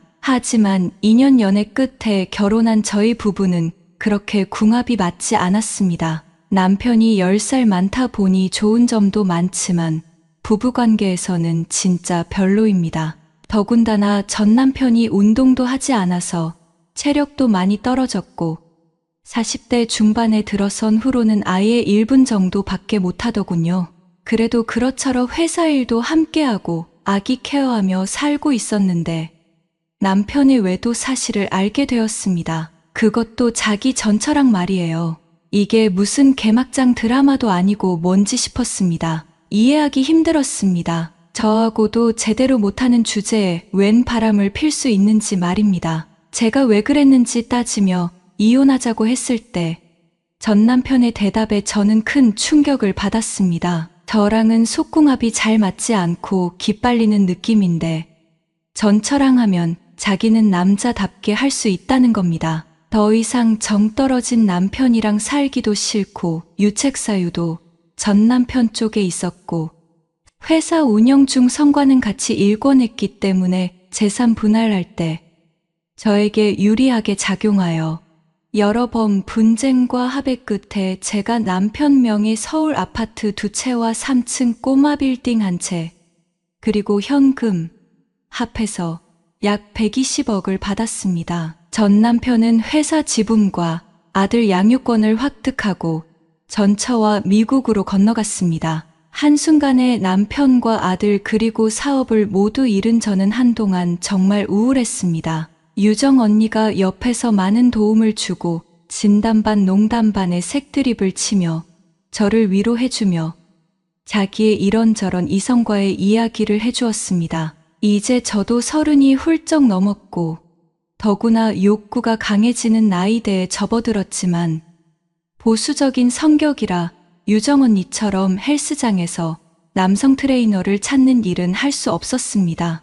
이런 고통스러운 날들이 계속되던 중 우연한 기회에 여성 전용 전동기를 사용하면 여성의 욕구를 해소할 수 있다는 말을 듣게 되었습니다. 그래서 저도 몰래 인터넷으로 하나를 사서 2번 정도 사용해봤고 이 물건이 제 욕구를 해소하는데 꽤 효과적이라는 것을 알게 되었습니다. 이번 주 토요일은 원래 유정 언니와 함께 산에 가기로 약속한 날이었습니다. 그러나 금요일 저녁 유정 언니가 갑자기 저희 집에 찾아왔습니다. 현관문을 열어보니 유정 언니 뒤에 한 남자아이가 서 있었는데 그는 유정 언니의 아들인 서준이었습니다. 안녕하세요, 이모. 서준이는 약간 수줍게 인사하며 유정 언니와 함께 집으로 들어왔습니다. 그때서야 저는 제가 집에서 요가를 하던 중이었음을 깨달았습니다. 요가 바지를 입고 있었고 상의는 깊게 파인 탱크탑이어서 가슴이 드러난 상태였습니다. 들어온 후에야 유정 언니의 손에 든 여행 가방을 보았습니다. 유정 언니의 남편이 해외에서 갑작스러운 사고를 당해 급히 가봐야 한다고 했습니다. 원래는 서준이도 함께 데려가려 했지만 서준이의 비자가 만료되었고 며칠 전 농구를 하다 오른팔이 부러져 혼자서는 아무것도 할 수 없는 상황이었습니다. 혼자 집에 두었다가 혹시 무슨 일이 생길지도 모르고 수능도 얼마 남지 않은 상황이라 공부에 집중해야 해서 유정 언니는 어쩔 수 없이 19살 된 아들을 저에게 맡기게 되었습니다. 유정 언니는 생활비도 주겠다고 했습니다. 유정 언니가 매우 다급해 보였고 곧바로 공항으로 가야 했기 때문에 저는 결국 일을 수락했습니다. 유정 언니는 항상 저에게 잘해 주었기 때문에 저도 도와주고 싶었습니다. 제가 승낙하자 유정 언니는 감동하며 저를 한번 껴안았고 200만 원의 생활비를 보내주었습니다. 떠나기 전 유정 언니는 서준이에게 반드시 제 말을 잘 들어야 한다고 신신당부하며 그렇지 않으면 용돈을 끊겠다고 경고했습니다. 유정 언니가 떠난 후 저는 옆방을 정리하여 서준이의 옷과 일상용품을 옮겨두었습니다. 제가 침대를 정리하고 있을 때 서준이가 제 뒤에 서 있었습니다. 정리가 끝난 후 서준이가 갑자기 시선을 피하며 수줍어하는 것을 보았습니다. 그제야 제가 입고 있던 잠옷이 너무 짧아 속옷이 노출되었을 것이라는 것을 깨달았습니다. 조금 부끄러워졌지만 태연한 척하며 서준아, 침대 다 정리했으니 여기서 자면 돼 라고 말했습니다. 감사합니다, 이모. 서준이는 예의 바르게 감사 인사를 했습니다. 예전에도 몇 번 봤지만 이번에 이렇게 제대로 본 건 또 처음입니다. 요즘 애들은 왜 이렇게 키가 크고 잘생겼는지 그리고 젊음의 기운이 넘치는 서준이를 보고 있자니 저도 모르게 호르몬이 솟구치는 것을 느꼈습니다. 불안해진 저는 얼른 그의 방에서 나왔고 눈길조차 마주치지 못했습니다. 그렇게 서준이는 첫날 밤을 보냈고 신기하게도 서준이가 우리 집에 온 첫날 밤 저는 오랜만에 정말 편안하게 잠을 잘 수 있었습니다. 다음 날 오전 11시쯤 유정 언니가 해외에서 영상 전화를 걸어왔습니다. 그녀는 이미 도착했고 서준이의 아빠가 위험한 고비를 넘겼으니 걱정하지 말라고 했습니다. 그리고 서준이에게 제 말을 잘 들어야 한다고 당부했습니다. 오후에는 서준이가 집에서 공부를 하는 동안 저는 헬스장에 다녀왔습니다. 원래는 친구들과 저녁 약속이 있었지만 서준이가 혼자 집에 있으면 밥을 챙겨 먹기 어려울 것 같아 약속을 취소하고 집으로 돌아왔습니다. 저녁 식사 후 서준이는 방으로 돌아갔고 저는 설거지를 마친 후 거실에서 잠시 쉬고 있었습니다. 그때 서준이의 방에서 묘한 소리가 들려왔습니다. 처음에는 서준이가 몰래 야한 영화를 보고 있는 줄 알았지만 자세히 들어보니 여자와 영상 통화를 하고 있는 것이었습니다. 통화 내용이 꽤 자극적이었고 영상 속 여자의 신음 소리가 들리자 저는 얼굴이 붉어졌습니다. 제가 거실에서 헛기침을 하자 서준이가 눈치채고 급히 영상 전화를 끊었습니다. 아마도 여기가 자신의 집이 아니란 걸 그제야 깨달은 것 같습니다. 서준이가 방에서 나왔는데 민소매 셔츠를 입고 어깨에 수건을 걸친 채 왼손에 잠옷을 들고 있었습니다. 이모, 저 먼저 씻을게요. 라고 말하며 웃는 서준이를 보니 제 마음이 두근거렸습니다. 서준이가 화장실로 들어가고 나서야 저는 안도의 한숨을 쉬었지만 갑자기 화장실 문이 열렸습니다. 저는 서준이가 무언가를 잊어버린 줄 알았는데 이모, 이게 갑자기 떨어졌어요. 물에 닿을까봐 걱정돼서요. 이걸 먼저 치워주시면 좋겠어요. 라고 말하며 서준이가 손에 들고 있던 것은 제가 전에 산 핑크색 전동기였습니다. 순간 얼굴이 빨개진 저는 황급히 다가가 그것을 빼앗듯이 받아들고는 태연한 척하며 괜찮아. 이건 그냥 마사지 기구야. 라고 말했습니다. 제 거짓말이 어린 아이에게나 통할 것이라는 것을 저도 알지만 눈앞의 19살 소녀는 모든 걸 이해한 듯 했습니다. 서준이는 어색한 미소를 지으며 알겠어요. 라고 말하고는 다시 화장실로 들어갔습니다. 화장실 문이 닫힌 후 저는 쥐구멍이라도 들어가고 싶은 심정이었습니다. 황급히 제 방으로 돌아가 그 전동기를 서랍 깊숙이 넣으며 얼굴이 뜨겁게 달아오르는 것을 느꼈습니다. 방금 그 순간은 정말 너무나도 민망했습니다. 늦은 밤, 저는 다시 한번 서준이의 방에서 들려오는 묘한 소리에 잠에서 깼습니다. 서준이가 여자와 나누는 달콤한 대화는 저를 더욱 외롭게 만들었고 참지 못하고 다시 핑크색 전동기를 꺼내 들고 말았습니다. 다음 날 아침, 저는 놀랍게도 이미 아침 9시가 넘은 시간을 확인하고 깜짝 놀라 일어나 서준이에게 아침을 만들어주려고 했습니다. 하지만 방에서 나오니 서준이가 이미 아침 식사를 사놓고 있었습니다. 그는 커피를 마시며 소파에 누워 농구 경기를 보고 있었고 매우 여유로워 보였습니다. 이렇게 젊고 에너지가 넘치는 서준이를 보니 저도 모르게 기분이 좋아졌습니다. 오후에 서준이는 병원에 재검진을 받으러 가야 한다고 말했습니다. 오른손에 붕대를 감고 목에 걸고 있는 서준이가 불편할까봐 저는 그를 도와주기로 했습니다. 유정 언니에게 그를 잘 돌봐주겠다고 약속했으니 말입니다. 검사 결과는 나쁘지 않았지만 의사는 서준이에게 오른손을 잘 보호하라고 여러 번 당부했습니다. 만약 다시 다치면 정말 큰 문제가 될 수 있다고 했습니다. 병원 밖으로 나왔을 때 서준이는 갑자기 자신이 밀크티를 마시고 싶다고 말하며 저에게 잠시 기다려 달라고 했습니다. 얼마 지나지 않아 서준이는 저에게 흑당 밀크티를 건네주었습니다.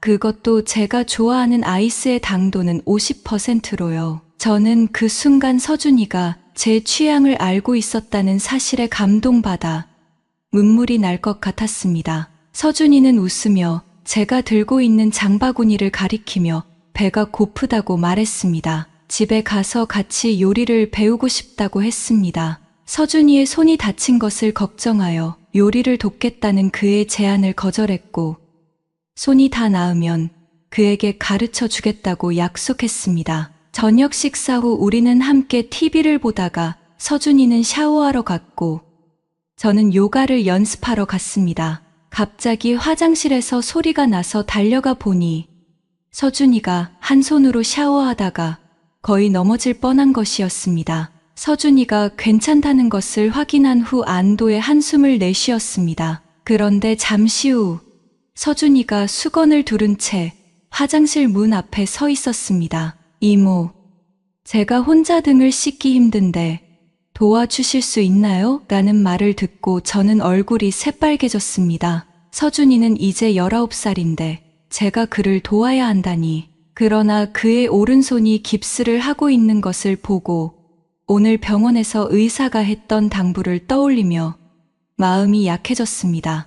알겠어 라고 대답하며 저는 서준이를 도와주기로 했습니다. 심장이 미친 듯이 뛰고 얼굴도 뜨겁게 달아올랐습니다. 제가 동의하자 서준이는 매우 기뻐하며 화장실로 뛰어 들어갔습니다. 저는 그의 등을 닦아주기 시작했습니다. 그때 갑자기 서준이의 수건이 바닥에 떨어졌습니다. 저는 당황해서 두 눈을 가렸지만 반응할 틈도 없이 서준이가 다가와 왼손으로 저를 벽에 밀쳤습니다. 이모, 어젯밤에 그 전동기를 사용하는 소리를 다 들었어요. 오늘은 내 걸로 해볼래요? 라고 장난스럽게 말했습니다. 저는 놀라서 도망치려 했지만 서준이가 저를 누르자 제 호르몬도 폭발해 버렸습니다. 서준이가 키스하려 다가오자 저는 저항하지 않고 그를 맞이했습니다.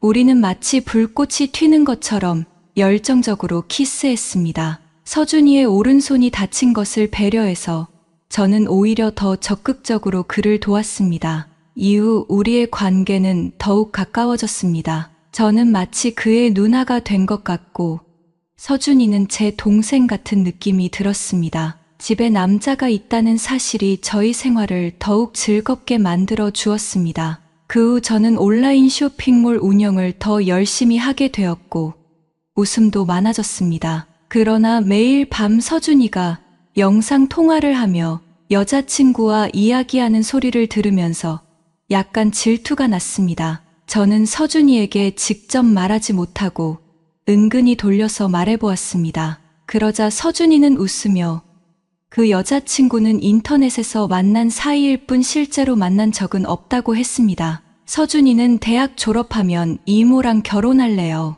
라고 농담처럼 말했지만 그 말이 저를 무척 기쁘게 했습니다. 마치 첫사랑의 행복한 감정을 다시 찾은 듯한 기분이었습니다. 하지만 이런 기분도 잠시였습니다. 유정 언니가 그 다음날 전화가 왔습니다. 남편이 재활이 필요한데 국내에서 하게 될 것이라고 했습니다. 뭐가 그렇게 급한지 저녁 비행기로 바로 출발한답니다. 저는 속으로 원망했지만 또 한편으로는 걱정하기 시작했습니다. 그리고 이제서야 이 달콤한 꿈 같은 날들이 그냥 꿈일 수 있다고 생각했습니다. 서준이는 그냥 30대 성숙하고 이쁜 여자를 즐기는 거지 진짜 사랑이 아니었을 겁니다. 그리고 앞으로 저는 점점 나이가 들어가는데 서준이 마음을 사로잡을 자신도 없었죠.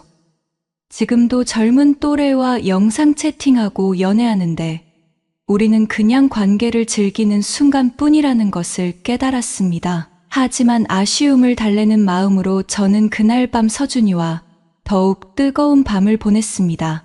역시 젊은 피는 남다르더군요. 우리는 새벽 3시까지 마음껏 즐기고 잠에 들었습니다. 그리고 잠에서 깨어난 후 저는 서준이에게 어젯밤이 마지막이라고 했습니다. 서준이는 당연히 반대했지만 저는 단호하게 관계를 정리했습니다. 그리고 그를 자기 집으로 돌려보냈습니다. 저녁이면 윤정 언니가 올 테니 걱정할 것도 없었습니다. 저는 윤정 언니에게 문자 메시지로 사업에 문제가 생겨 중국 출장을 가야 한다고 하고 집을 나섰습니다. 이렇게 하지 않으면 분명히 서준이가 찾아올 테니까요. 그날은 호텔방에서 머물고 그 다음날 바로 그 전에 구한 비행기 티켓을 가지고 과맹 비행기를 타고 날아갔습니다. 지금 생각해도 저희 성격과도 맞지 않은 행동이었지만 꿈만 같았던 그 몇 주가 저에게는 좋은 추억이었습니다. 나쁜 여자라고 뭐라 해도 상관없습니다. 그 계기로 저희 우울증은 완전히 사라졌습니다. 이제는 다시 저희 원래 모습대로 돌아와 돌싱의 생활을 즐기고 있습니다. 좋은 남자를 만나면 결혼할지도 모릅니다. 그리고 이번에는 저와 같은 연령대의 남성을 선택할까 합니다. 이번 사연은 여기까지입니다. 다음 사연 만나보겠습니다.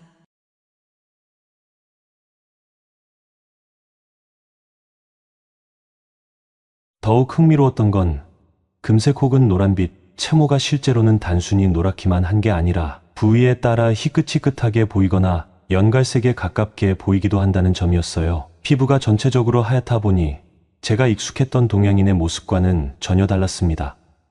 특히 그녀는 종종 제게 내가 더 섬세하게 봐주면 좋겠다라며 장난스럽게 말을 걸곤 했는데 이는 주로 제모 작업을 도와달라는 뜻이기도 했습니다. 물론 처음에는 많이 당황스러웠습니다. 누군가의 채모를 직접 관리해준다는 건 동양 문화권에서는 좀처럼 겪기 힘든 일이니까요. 그런데 어느 날 그녀가 면도기를 꺼내 들고는 혼자서 하기엔 힘들 때가 많아 조심스럽게 해줘야 해서 말이야라며 솔직하게 부탁을 했습니다. 어쩌면 살짝 부끄러워하는 기색도 있었지만 그녀는 이내 대담한 표정으로 우린 가까운 사이잖아. 이 정도 부탁은 할 수 있지 않겠어? 라고 덧붙였어요. 처음에 저는 제대로 손이 떨릴 정도로 긴장했습니다. 그런데 막상 해보니 그녀 역시 제게 신뢰를 보내주고 있었고 저 또한 그녀의 체형과 피부를 자연스럽게 접하면서 더 친밀감을 느꼈습니다. 그녀의 피부는 서양인 특유의 얇고 투명해 보이는 색감이어서 면도를 하고 난 후에는 그곳이 마치 연분홍색 속살이 도드라지듯 보여 조금은 신기하게 느껴졌습니다. 그리고 실제로 보니 완전히 금비진 채모라기보다는 약간의 갈색이 섞여 있었고 빛에 따라 색이 달라 보이기도 했어요. 안녕하세요. 오늘의 사연입니다. 제게는 오래전부터 바다를 누비며 전 세계를 여행하고 싶다는 꿈이 있었습니다. 대학에서 공부를 마친 뒤 정식으로 선원 자격 시험을 통과해 해외로 진출할 수 있는 기회를 얻었죠. 2012년 무렵 저는 유럽 지중해를 운항하는 대형 크루즈 회사에 지원하여 합격했습니다. 당시 나이는 24살, 젊음과 열정으로 가득 차 있었어요. 제가 일하게 된 크루즈 선박은 이탈리아 제노바의 작은 항구에서 출발했습니다. 16층 규모의 초호화 유람선이었고 내부는 마치 현대판 타이타닉 같았죠. 카니발 분위기의 카지노와 풀장, 달리는 트랙이 있는 경마장 시뮬레이터, 수영장, 스파바, 레스토랑 등 없는 게 없었습니다. 건물로 치면 웬만한 호텔보다 더 크고 도시 하나가 떠 있는 듯한 규모였어요. 처음엔 이런 곳에서 일하다니 나는 정말 운이 좋은 사람인가 보다 하고 들떴습니다. 하지만 배에 올라 실제 생활을 시작해보니 예상과 다른 점들이 정말 많았습니다. 먼저 약 1000명이 넘는 승무원 중 한국인은 고작 4명이었습니다. 그리고 그 4명조차 서로 다른 부서에 배치되어 잘 마주치지도 못했죠. 사람들은 종종 다국적 환경에서 일하면 모두가 서로에게 관대하고 친절할 것이라고 상상하곤 합니다. 그러나 실제로는 각기 다른 문화권에서 온 사람들이 모여 경쟁하는 곳이기에 편견이나 갈등이 은근히 존재했습니다. 특히 백인 동료들 중 일부는 동양인을 낯선 이방인 정도로 대하는 경우가 있었지요. 저는 선상에서 여러 임시 업무를 맡았습니다. 바텐더로 칵테일을 만들기도 했고 보안 요원으로 순찰을 돌기도 했으며 바쁠 때에는 객실 정비 업무를 지원하기도 했어요. 기본 급여는 약 1,500유로 정도로 한화로 따지면 200만 원 정도였습니다. 팁을 추가로 받으면 실제 수입은 더 많아지곤 했지만 배 안에서 정신없이 지내다 보면 돈을 쓸 일이 많지 않았습니다. 워낙 바쁜 일정이 반복되었으니까요. 유람선은 보통 7, 8시간 정도 항해한 뒤 관광객들이 여행할 수 있는 유명한 도시나 섬에 정박하곤 했습니다. 제노바에서 출발해 프랑스 마르세유로 가고 그 다음은 스페인의 바르셀로나로 향하는 시기입니다. 여러 국제 도시를 오가며 관광객을 만족시켜야 하다 보니 승무원들도 늘 긴장 상태였지만 동시에 꽤나 재미있는 경험도 쌓을 수 있었습니다. 그런데 크루즈 승무원 생활에는 유람선 커플이라는 독특한 문화가 있었습니다. 한번 승선하면 7, 8개월간 바다 위에서 지내야 하니 고립된 상황에서 외로움을 느끼는 사람이 많아요. 그러다 보니 같은 선내에서 연인이 생기는 일은 흔했습니다. 심지어 육지에 가족이 있는 사람들도 배 위에서는 또 다른 연애를 하곤 합니다. 계약 기간 동안은 사실상 작은 마을과 같은 선내에서 모든 생활을 해결하기 때문에 관계가 빠르게 진전될 때가 많아요. 저 역시 배에 오르기 전에는 이런 문화를 미처 몰랐습니다. 처음에는 관심도 없었어요. 난 일하고 경력 쌓고 쉬는 날에는 지중해의 아름다운 항구 도시를 구경하자라는 생각이 컸죠. 그런데 시간이 지나면서 저 스스로도 그런 분위기에 조금씩 휩쓸렸습니다. 제가 있던 팀에서는 총책임자 밑으로 여러 팀 리더가 있었습니다. 그중 한 명인 프랑스 출신의 여성 리더에 대해 처음에는 상사니까 잘 보여야지라는 마음뿐이었습니다. 그녀는 금발에 가까운 밝은 갈색 머리를 길게 닦기도 하고 때로는 세련되게 묶기도 하면서 스스로 스타일을 잘 가꾸는 사람이었어요. 키는 170cm 정도, 서양 여성 특유의 곡선이 살아있는 체형이라 주변에서도 성숙미가 있다는 평을 자주 들었습니다. 저는 그 정도로 유심히 보진 않았지만 분명 매력적인 분위기를 풍기는 사람이긴 했습니다. 그녀는 의외로 호기심이 많았고 특히 동양 문화나 언어에 깊은 흥미를 보였어요. 처음에는 업무상 대화를 나누다가 어느 순간부터 제게 한국어는 어떤 식으로 인사를 하느냐, 한국의 바다는 어떤 느낌이냐 같은 질문을 하더군요. 영어로 대화하면서 자연스럽게 가까워졌습니다. 그러다 보니 점차 일 아닌 사적인 얘기까지 섞여 들었고 주말에 시간 나면 선내 카페테리아에서 같이 커피 마실래? 라는 제안을 그녀가 먼저 해왔습니다. 당시 저는 또래에 비해 키도 크고 대학에서 꾸준히 운동해서 체격도 나쁘지 않았습니다. 그녀가 말하기를 유럽의 백인들도 덩치가 크긴 하지만 동양인 중에서도 내가 꽤 길쭉하고 잘 다듬어져 있어서 궁금했다고 했습니다. 일종의 이국적 매력 같은 것을 느꼈다는 이야기도 했죠.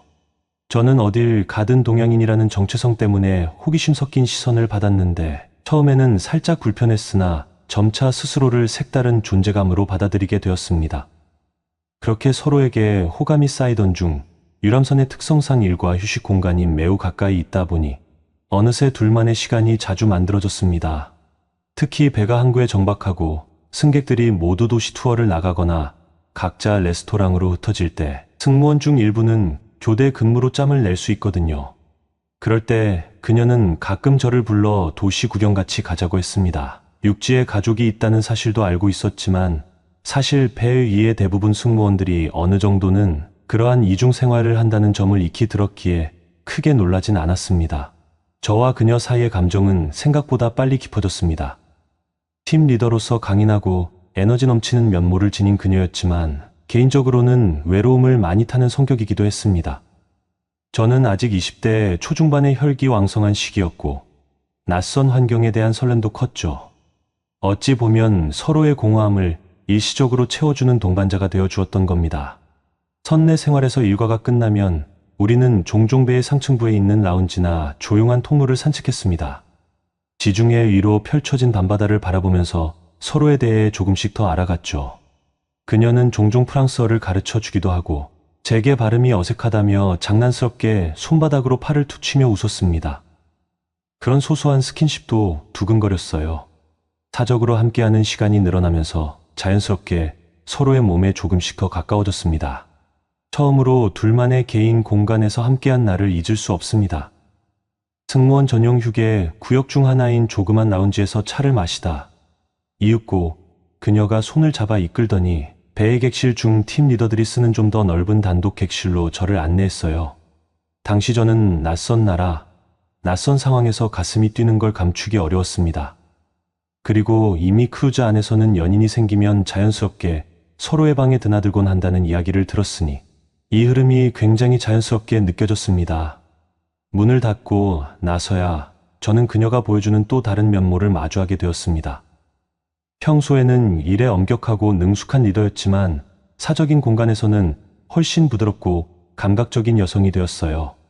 나는 내가 궁금해라며 가벼운 포옹에서 시작해 점점 서로의 체온을 느끼게 되었죠.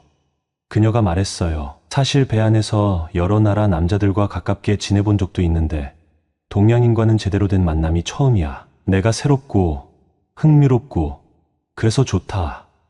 그 말이 제게 묘한 자극이 되었습니다. 저도 서양 여성과 이렇게 사적으로 가까워진 것은 처음이었으니 모든 것이 낯설고 동시에 흥미로웠습니다. 그녀가 웃으면서 내가 알려줄 게 많을 거야 라고 말했을 때 저는 이미 은근한 설렘과 긴장감으로 가슴이 두근거렸습니다. 서로 옷깃에 손을 얹고 자연스럽게 몸을 맞대는 순간 그녀의 채취와 부드러운 머릿결 그리고 노르스름한 살결이 강렬하게 느껴졌습니다. 동양권에서 흔히 보던 체형이나 피부톤과 달랐고 무엇보다 어딘가 모르게 대담함이 녹아 있었습니다. 프랑스 여성들은 사랑 표현에 솔직하다는 말을 들은 적이 있는데 실제로 그녀는 그런 기질이 꽤 분명히 드러났어요. 사실 서양인 여성, 특히 금발이라고 불리는 사람들 중에서도 천연 금발인 경우는 생각보다 많지 않았습니다.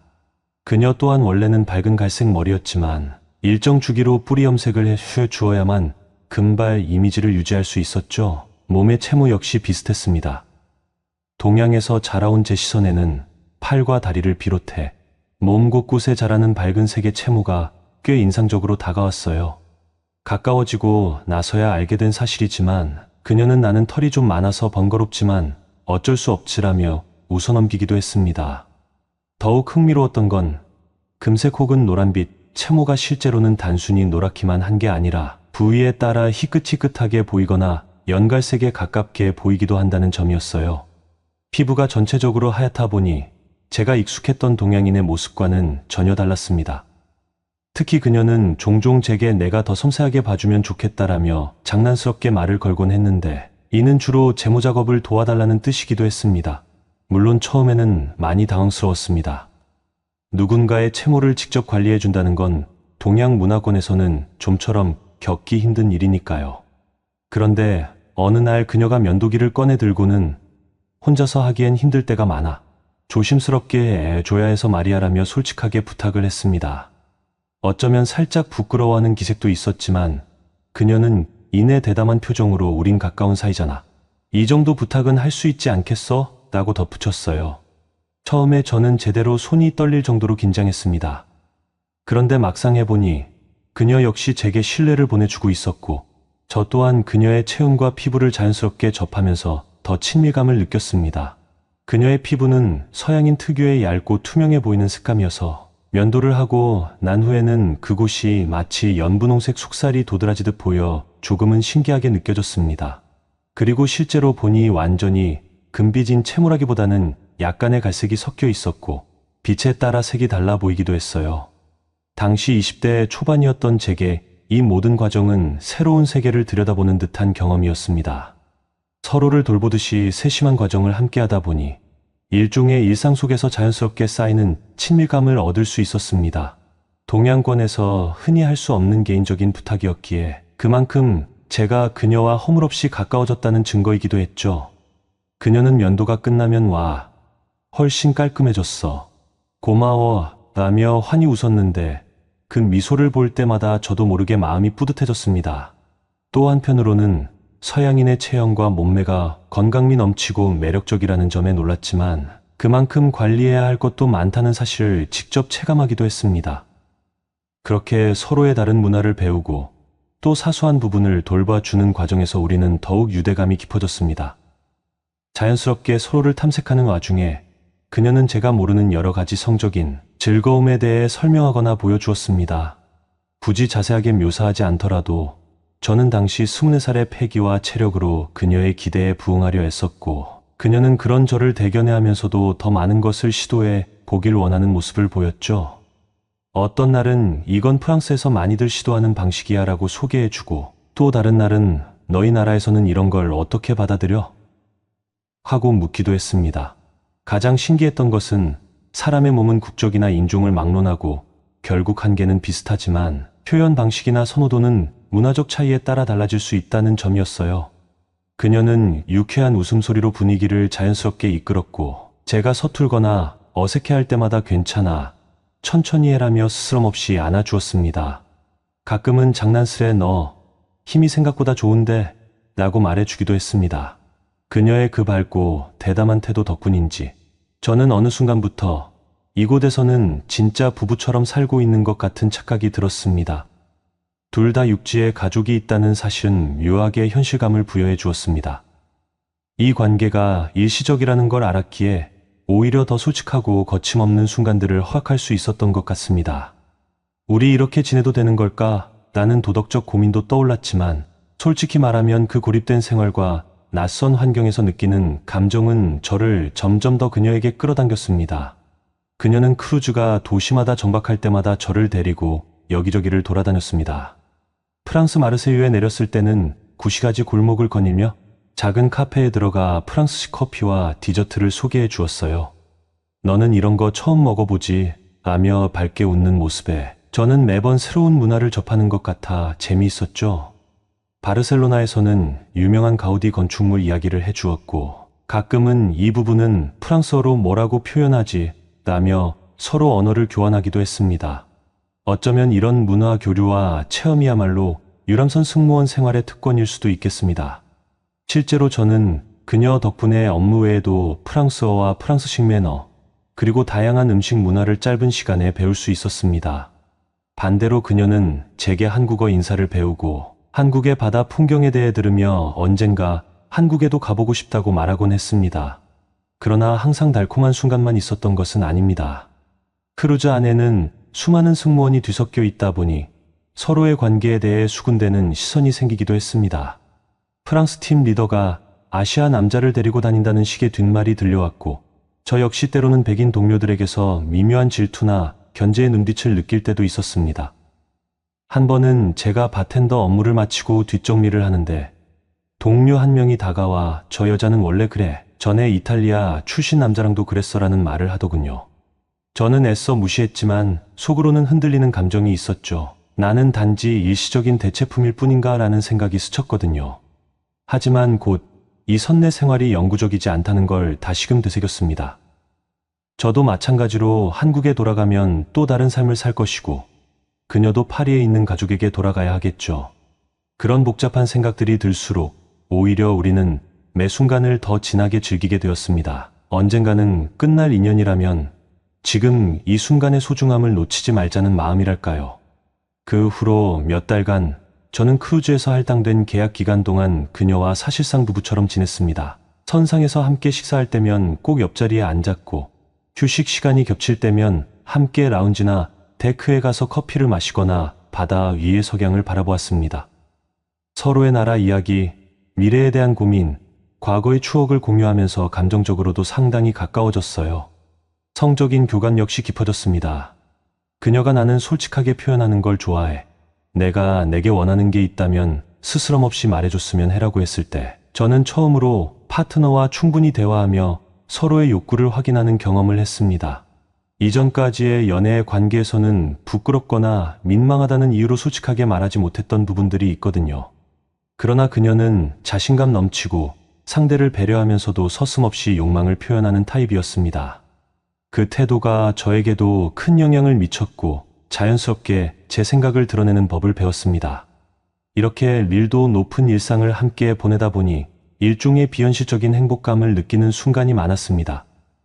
밤늦게 바다 위에 선상에서만 감상할 수 있는 별빛을 보며 그녀가 제 어깨에 기대어 조곤조곤 말할 때면 마치 세상에 우리 둘만 남은 듯한 기분이 들었죠. 동시에 한편으로는 이 관계가 끝나고 서로 일상으로 돌아가면 어떨까 하는 두려움도 슬며시 고개를 들었습니다.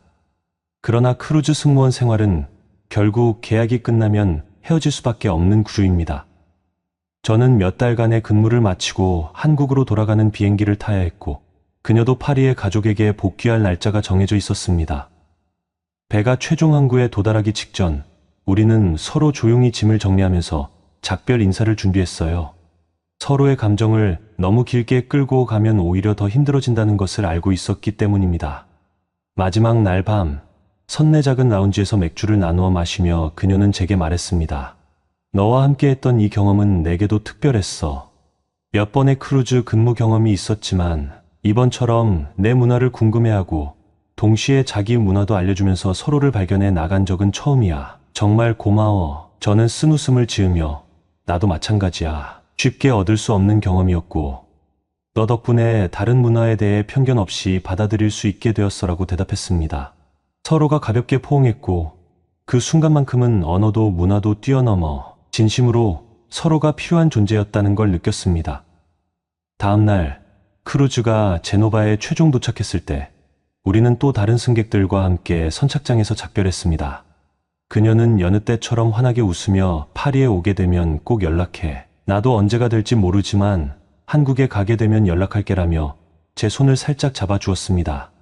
그렇지만 둘 다 알고 있었죠. 이 재회의 약속은 그리 쉬운 일이 아닐 거라는 거요. 그렇게 저는 젊은 시절의 한 조각을 품은 채 짐을 싸서 한국행 비행기에 올랐습니다. 무거운 감정도 있었고 한편으로는 아름다운 추억을 얻었다는 생각에 가슴이 벅차기도 했습니다. 유람선 생활이란 것이 외로움과 고립감 속에서 일상의 규칙과 달리 돌아가지만 그 안에서 나누는 인간관계 또한 진실되지 않은 것은 아니었습니다. 제가 첫 유럽 크루즈에서 일을 마치고 잠시 한국으로 돌아왔을 때 전 다시 바다로 나가고 싶은 마음이 떠올랐습니다. 처음 배를 탔던 경험은 좋고 나쁜 면 모두가 강렬했지만 그만큼 저를 성장시켜 주기도 했고 이런 독특한 생활을 한 번쯤 더 해보고 싶다는 욕구가 생겼거든요. 그중 예전에 만났던 프랑스인 팀 리더와 연락이 닿았습니다. 그녀는 여전히 크루즈 업계에 몸담고 있었고 제게 새로운 선박을 소개해 주었습니다. 이전보다 규모는 작지만 그래도 여전히 몇천 명의 승객을 태우는 대형 유람선이었습니다. 노선도 달랐는데 중부 유럽의 항구를 도는 코스가 포함되어 있었죠. 덕분에 저는 한국에서 잠시 쉬다가 그녀가 준 추천서를 바탕으로 이탈리아 국적의 크루즈 회사에 지원했고 운이 좋게도 합격하여 두 번째 유람선 생활을 시작하게 되었습니다. 이번 배는 과거 제노바에서 출항하던 크루즈보다 조금 더 작았지만 여전히 승무원만 해도 600, 700명 정도 되었습니다. 첫 배에서 많은 것을 배웠고 외국인들과 어울리는 방법이나 생활 규칙 등을 어느 정도 이해한 덕분에 이번에는 훨씬 수월하게 적응했습니다. 제 배치는 바 관련 업무와 승객 응대 업무가 섞여 있는 형태였는데 이미 바텐더 경력도 있었고 보안 업무도 잠깐 겸했던 터라 상사들이 빠르게 업무에 잘 녹아들 것 같다고 평가해 주었습니다. 그리고 그 무렵 저는 또 한 명의 매력적인 여성을 만났습니다. 이탈리아 출신으로 나이는 28살 정도였고 짧은 슈커 스타일의 머리를 깔끔하게 유지하는 모습이 돋보이는 사람이었습니다. 키는 160cm를 조금 넘는 수준이었는데 작은 체구에 어울리지 않게 상당히 볼륨감 있는 몸매를 가지고 있었어요. 특히 상반신이 눈에 띄게 풍만해서 어쩔 수 없이 시선이 갈 때가 종종 있었습니다. 이탈리아 여성이라고 하면 많은 사람들이 떠올리듯이 그녀는 발랄하고 사교성이 넘쳤습니다. 처음에는 제가 근무 중인 바 카운터로 몇 번 찾아와 칵테일을 주문했는데 그때부터 시선을 교환하며 가벼운 농담도 주고받았어요. 그녀가 영어를 유창하게 구사하기도 해서 큰 어려움 없이 대화가 가능했습니다. 그러다 어느 날 그녀가 먼저 저에게 말을 걸었습니다. 나 이번에 휴식 시간에 배 뒤쪽 라운지 가려고 하는데 혹시 시간 되면 같이 갈래? 예전 크루즈에서의 경험 덕분에 저는 이제 이런 선상 생활의 암묵적 규칙을 익히 알고 있었습니다. 휴게 공간에서 둘만이 커피나 맥주를 함께 한다는 건 일단 사적인 호감이 있다는 사인이기도 했거든요. 그래서 저는 망설임 없이 좋지, 같이 가자고 답했고 그 뒤로 우리는 짧은 시간 동안 급속도로 가까워졌습니다. 이탈리아 출신인 그녀는 성격이 매우 직접적이고 열정적이었습니다. 낯선 사람에 대해 호기심을 갖고 파고드는 것도 특징이었는데 제가 한국인이라는 점에서 더욱 흥미롭게 생각하는 것 같았습니다. 한국 음식 좋아해? 라든지 케이팝은 잘 모르지만 한번 들어보고 싶다 같은 질문들이 오가며 대화를 쌓던 중 우리는 서로의 가치관과 취향, 취미 같은 이야기도 조금씩 나누게 되었습니다. 그렇게 호감을 키워가던 중 어느 날 그녀가 제게 솔직하게 말했습니다. 나 배에서 7, 8개월 동안 지내는데 솔직히 외로울 때가 많아. 서로 잘 통하는 사람을 찾으면 가볍게라도 사귀는 게 여기선 흔하잖아. 내가 괜찮다면 우리도 그런 파트너처럼 지내보는 건 어때? 처음 듣는 말은 아니었습니다. 전에도 유람선 커플 문화에 대해 익숙했고 이전 프랑스인 팀 리더와 비슷한 경험을 한 적도 있으니까요. 그래서 저는 서둘러 도덕적 판단을 내리기보다는 서로가 원하는 것을 존중하려고 했습니다. 배 안에서 잠시지만 부부처럼 살 수 있다는 것은 고립감을 덜어주고 심리적으로도 안정을 찾게 해주거든요.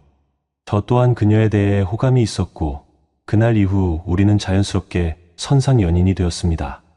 얼마 지나지 않아 우리는 함께 쉬는 시간이 겹칠 때마다 같은 식당에 가서 식사를 하거나 선내 상층부의 오픈데크에서 밤바다를 구경했습니다. 그리고 크루즈 내에서 정비 상태가 좋은 객실 중 하나를 그녀가 배정받았는데 개인실은 아니었지만 룸메이트가 휴가를 나간 기간 동안은 사실상 독방처럼 쓸 수 있는 상황이었습니다. 그때부터 본격적으로 더 깊은 관계로 발전하게 되었죠.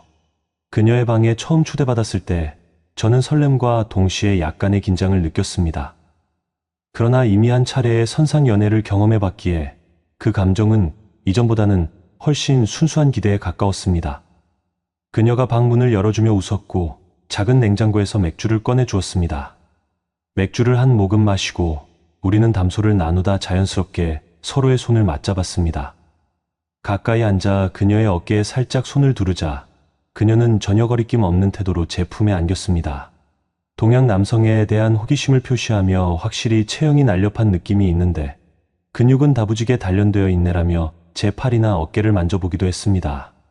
저도 그녀의 작은 체구지만 풍만한 곡선을 느끼면서 말로만 듣던 이탈리아 여성의 매력이 이런 것이구나 하고 새삼 깨달았습니다. 처음 서로를 탐색하던 순간부터 그 긴장감은 생각보다 빠르게 뜨거워졌어요. 그녀는 나이를 먹은 적이 별로 없다고 농담을 했지만 실제로는 28이라는 나이가 주는 성숙함과 동시에 20대 특유의 탄력을 함께 갖고 있었습니다. 슈컷 머리 덕분에 귀나 목덜미가 드러나 그 부근에 가볍게 입 맞추었을 때 그녀가 크게 소리를 내지 않으려 애쓰면서도 몸이 떨리는 것을 느낄 수 있었습니다. 이런 모습은 처음이지 라고 웃으면서 물어보는데 사실 저도 어쩐지 낯설면서 매혹적이었어요. 그녀는 겉으로는 쾌활하게 보이지만 사적인 순간에는 훨씬 차분하고 진지하게 감정을 표현했습니다.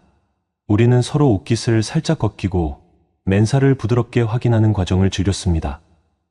예전에 만났던 프랑스 여성은 금발의 채모가 연한 편이었다면 이탈리아 여성인 그녀는 또 다른 특징을 갖고 있었어요. 피부가 좀 더 올리브 톤이고 머리색도 짙은 갈색이라 채모 또한 비슷한 톤이었습니다. 하지만 크게 진하지는 않아서 전반적으로 깔끔해 보였습니다.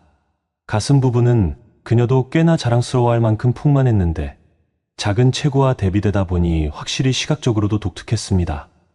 서로를 안고 쓰다듬다 보면 자연스럽게 상대방의 뜨거운 숨소리가 느낌으로 와닿죠.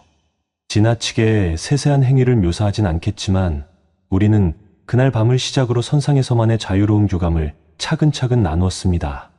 그녀는 밝고 솔직했습니다. 내가 좋아하는 거 있으면 말해줘. 난 서로 솔직하게 얘기해야 재미있다고 생각해. 라고 말하곤 했습니다. 저도 이런 대화를 나누다 보니 편해졌고 때로는 제가 먼저 그녀에게 여기를 좀 더 천천히 만져주면 좋겠어처럼 요청할 때도 있었습니다. 이런 상호 소통이 오히려 둘 사이를 더욱 끈끈하게 만들더군요. 그리고 무엇보다 우리는 둘 다 성인으로서 충분히 합의하고 서로가 원해서 진행된 관계였기에 큰 죄책감 없이 배 안에서 부부처럼 지낼 수 있었습니다. 하지만 좋기만 했던 것도 아닙니다. 다른 유람선과 마찬가지로 이곳도 여러 국적의 승무원들이 한데 모여 있었습니다. 특히 이탈리아 국적의 승무원이 많다 보니 그들끼리 친밀하게 뭉치는 경향이 강했습니다. 그러다 보니 제가 이탈리아 여성을 차지했다는 사실을 탐탁지 않게 여기는 남성들이 생겨났습니다. 그중 하나가 바로 이탈리아 남성 승무원 중에서도 리더급 위치에 있는 A라는 인물이었습니다. 키가 크고 외모도 나쁘지 않아서 주변에서 꽤 인기가 많다는 소리를 들었던 사람입니다. 그는 제게 직접적으로 적대감을 표출하진 않았지만 곧 알 수 있었습니다. 왜냐하면 그가 저와 가까운 공간에서 일을 해야 할 때마다 일부러 말을 걸지도 않고 제가 건네는 인사조차 받지 않는 일이 잦아졌기 때문이죠. 처음에는 저 사람이 굳이 나를 싫어할 이유가 있을까 하고 생각했지만 곧 그녀를 통해 이야기를 전해 들었습니다. A가 이전부터 그녀에게 호감을 표현했는데 그녀가 관심을 보이지 않자 약간 앙심을 품고 있었다는 겁니다. 게다가 그녀가 오히려 동양 남자인 저를 선택했으니 자존심이 상할 대로 상했다고요. 이후부터 그는 은근한 방식으로 저를 왕따 비슷하게 몰거나 작은 업무 실수를 크게 부풀려 말하는 식으로 괴롭혔습니다. 예를 들어 제가 바에서 칵테일 재료를 바꾸려면 승인 도장이 필요했는데 서명해줘야 할 사람이 바로 A였습니다. 그런데 그가 서류를 일부러 지연시키거나 상부에 그가 제대로 일 처리 못했다고 보고해버리는 식이었어요. 제가 변명할 틈도 없이 일방적으로 꼬투리를 잡히는 경우가 많았습니다. 그 때문에 몇 번이나 상사에게 불려가 해명을 해야 했습니다. 다행스럽게도 제가 첫 회에서 쌓아온 경력이나 평판 덕분에 상사들은 저를 어느 정도 신뢰했습니다. 게다가 주변 동료들도 제가 특별히 문제를 일으킨 적이 없다는 걸 알고 있었죠. 다만 크루즈 특성상 한 사람과 갈등이 생기면 그를 따르는 세력도 함께 저를 눈엣 가시처럼 볼 수 있다는 게 곤혹스러웠습니다. 어느 날은 제가 보안 업무를 도와야 하는 날이었는데 A와 함께 팀을 짜게 되었습니다. 통로를 순찰하는 도중에도 그는 말 한마디 하지 않았고 승객들이 몰리는 구역에서 일부러 제가 손쓸 겨를 없이 일을 진행해버렸습니다. 또 어디선가 핸드폰으로 전화를 하면서 은근히 이탈리아어로 저를 비난하는 듯한 말투를 쓰는 게 느껴졌습니다. 제가 뭔데라는 단어가 들렸고 분명 저를 두고 하는 이야기였습니다.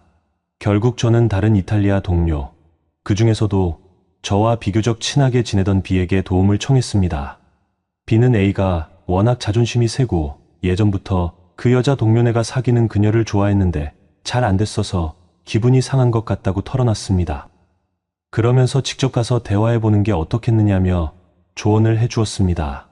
처음에는 망설였습니다. 그를 직접 찾아가 왜 나를 괴롭히느냐 하고 따져 물었다가는 자칫 싸움이 커질 수 있으니까요. 하지만 제가 계속 피하기만 한다면 이 고립 상태가 개선되지 않을 것이 뻔했습니다. 게다가 그녀에게도 미안했죠. 일 때문에 스트레스 받는 제 모습이 결국 그녀에게도 부담이 될 테니까요. 마침내 기회가 왔습니다. 어느 저녁 업무를 마치고 승무원 식당에서 식사를 하는데 우연히 A가 혼자 앉아 있었습니다. 저는 용기를 내어 그에게 다가가 인사를 건넸습니다. A, 잠깐 이야기할 수 있을까? 우리 같은 팀에서 일하는 만큼 갈등을 풀어보는 게 좋을 것 같아서. 그는 처음엔 차가운 표정으로 무슨 얘기를 더 해라며 짜증을 냈습니다. 하지만 제가 진지하게 나는 적대하고 싶은 마음이 전혀 없다. 여기서 일하는 동안 서로 얼굴을 붉히고 지내면 좋을 게 없잖아. 난 너와 경쟁하려는 게 아니라 같이 일하며 배우고 싶다라고 차근차근 말하자 조금씩 태도를 누그러뜨리기 시작했습니다. 물론 완전히 화해한 건 아니었지만 최소한 공개적으로 괴롭히는 행동은 줄었습니다.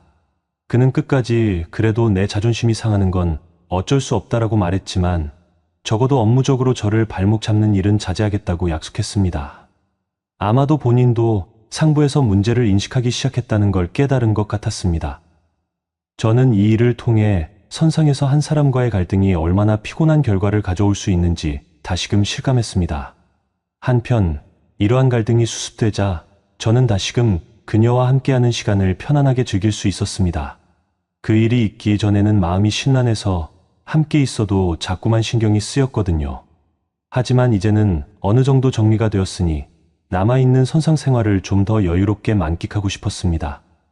그녀는 제게 이탈리아어를 조금씩 가르쳐주며 나중에 베네치아나 로마에 가게 되면 이걸 써먹어보라고 농담했습니다. 저도 간단한 표현 정도는 익히면서 내가 한국에 오면 내가 가이드가 되어 줄게라고 웃으며 답하곤 했습니다.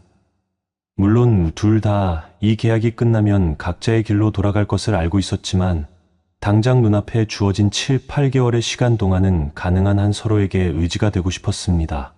육체적인 교감도 더욱 자연스러워졌습니다. 우리는 서로의 방이 허락되는 범위 내에서 자주 함께 밤을 보냈고 날씨가 좋은 날에는 배의 상층대 그 구석진 곳에서 둘만의 시간을 즐기기도 했습니다. 가령 승객들이 모두 도시 투어를 나가서 배가 한가해진 날이면 그녀는 저를 불러내 함께 태닝을 하자고 제안하기도 했어요.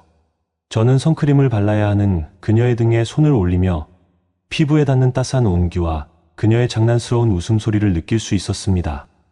조금만 세게 문질러줘라며 활짝 웃을 때면 저 또한 마음이 편안해지고 기분이 좋아졌죠.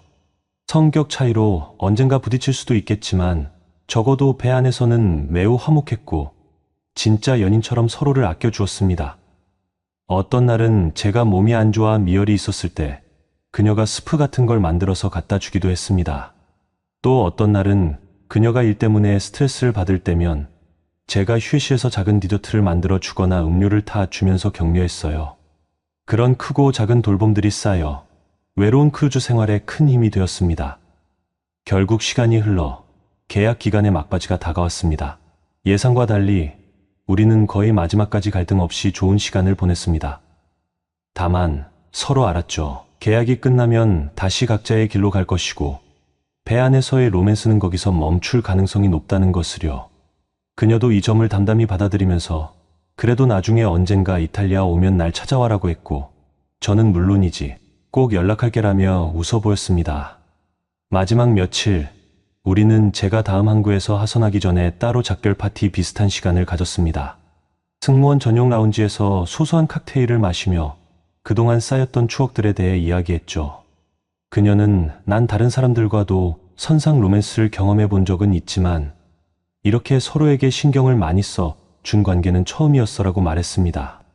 저도 사실 비슷한 감정을 느꼈어요. 저는 그렇게 두 번째 유럽 유람선 승무원으로서의 여정을 마치고 다시 한국으로 돌아오게 되었습니다. 이번에도 짧지 않은 시간 동안 바다 위에서 생활하며 또 한 번 많은 것을 배웠습니다.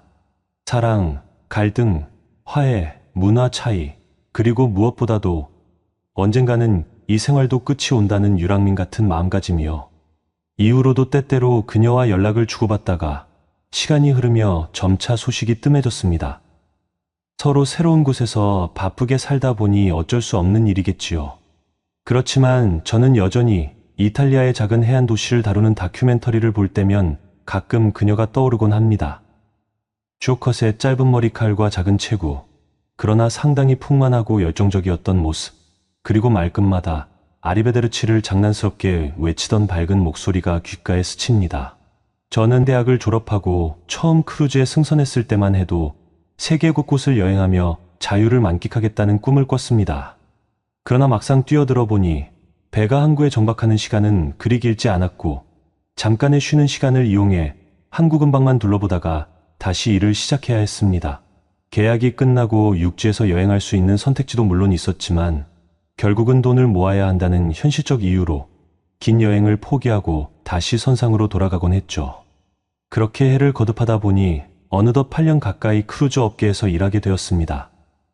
이 기간 동안 제 자신에게 찾아온 커다란 변화 중 하나는 세계 곳곳을 보는 설렘 대신 다양한 여성들과 부담 없이 만날 수 있다는 점을 즐기게 되었다는 점이었습니다. 선상에서 일하는 동안은 짧으면 7, 8개월, 길면 1년 정도 계약을 맺고 승선하지만 그 안에서 외로움이나孤独을 달래기 위해 사람들은 자연스럽게 가까워지죠. 저도 여러 차례 선상 부부처럼 지내는 경험을 반복하면서 이 생활을 점점 1+ 단기 연애로 받아들이게 되었습니다. 물론 인생이 늘 그렇듯 이런 선택에는 밝은 면도 있고 어두운 면도 있습니다. 그리고 어느 순간부터 저는 장기 계약으로 눌러앉기보다는 단기 계약으로만 승선을 고집하기 시작했어요. 그 편이 업무 부담도 덜고 배가 바뀔 때마다 새로운 사람을 만날 기회가 늘어난다는 계산이 있었죠. 이번에 탑승하게 된 크루즈는 미국 유럽을 오가는 대형 유람선이었습니다. 이전에도 유럽 지중해, 서유럽 연안, 동남아, 노선 등을 경험해봤지만 미국으로 향하는 대서양 횡단 코스는 저로서도 꽤 새로운 도전이었습니다. 게다가 이 배는 규모가 상당히 컸습니다. 승객만 몇천 명에 달하고 승무원도 1000명이 훌쩍 넘어가니 선내 시설은 작은 도시를 방불케 했습니다. 처음 승선한 날 인사 절차를 마치고 나니 선내가 워낙 복잡해서 길을 잃을 정도였어요. 하지만 이런 혼란스러운 상황조차 이제는 좀 익숙해졌습니다. 저는 빠르게 숙소 승무원 전용 객실과 업무 구역, 식당, 휴게시설 등을 파악하며 적응에 돌입했습니다. 선내에는 아주 다양한 국적의 승무원들이 모여 있었습니다. 브라질, 필리핀, 이탈리아, 독일, 그리고 프랑스 등 말 그대로 다국적 집단이었죠. 영어가 공용어처럼 쓰이지만 승무원들끼리는 각자 모국어를 섞어 쓰기도 하니 처음엔 정신이 없을 수밖에 없었습니다. 그 가운데서도 제 눈길을 사로잡은 한 여성이 있었습니다. 공식적으로는 스페인 국적이었지만 실제로는 백인 쪽과 혼혈이라고 들었어요. 키가 170cm를 훌쩍 넘고 곱슬곱슬한 검은 머리카락을 풍성하게 흩날리던 모습이 매우 인상적이었습니다. 살결은 햇빛에 그을린 듯 건강한 색감을 띠었고 탄탄하면서도 곡선이 살아있는 몸매가 눈을 떼기 힘들 정도로 매력적이었죠.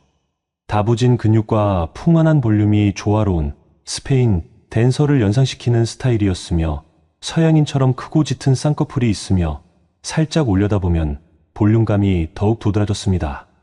이제까지 여러 국적의 사람들과 짧은 연애를 해봤지만 이토록 시선을 압도하는 몸매와 분위기를 가진 사람은 처음이라는 생각이 들었습니다. 그래서일까요? 저도 모르게 그녀를 계속 신경 쓰게 되었고 시간이 지날수록 한 번쯤 말을 걸고 싶다는 충동이 커졌습니다. 하지만 그녀에게 접근하기는 쉽지 않았습니다. 주변에서 들려오는 소문에 따르면 그녀는 이미 약혼한 상태라고 했거든요. 어릴 때부터 스페인과 미국을 오가며 자랐고 지금 만나는 남자친구 약혼자는 미국에 있다고 했습니다. 게다가 이번 유람선 근무가 끝나면 완전히 육지로 돌아가 결혼을 준비할 거라는 이야기도 들렸습니다. 실제로 그녀는 남자 승무원들에게 전혀 관심을 보이지 않았습니다. 분명 많은 이들이 그녀에게 호감을 보였지만 그녀는 나는 이 항해가 마지막이고 이미 인생의 파트너가 정해져 있다는 태도로 단호하게 선을 그었죠. 그런 소문을 들었으니 저 역시 초반에는 괜히 들이댔다가 씁쓸하게 끝날 수 있겠다 싶었습니다. 그럼에도 불구하고 이상하게도 저는 계속 그녀에게 이끌렸습니다. 다른 나라 사람들과도 두루 친하게 지내는 제 성격 탓인지 기회를 봐서 간단한 안부를 묻거나 가벼운 업무상의 질문을 건네기도 했습니다.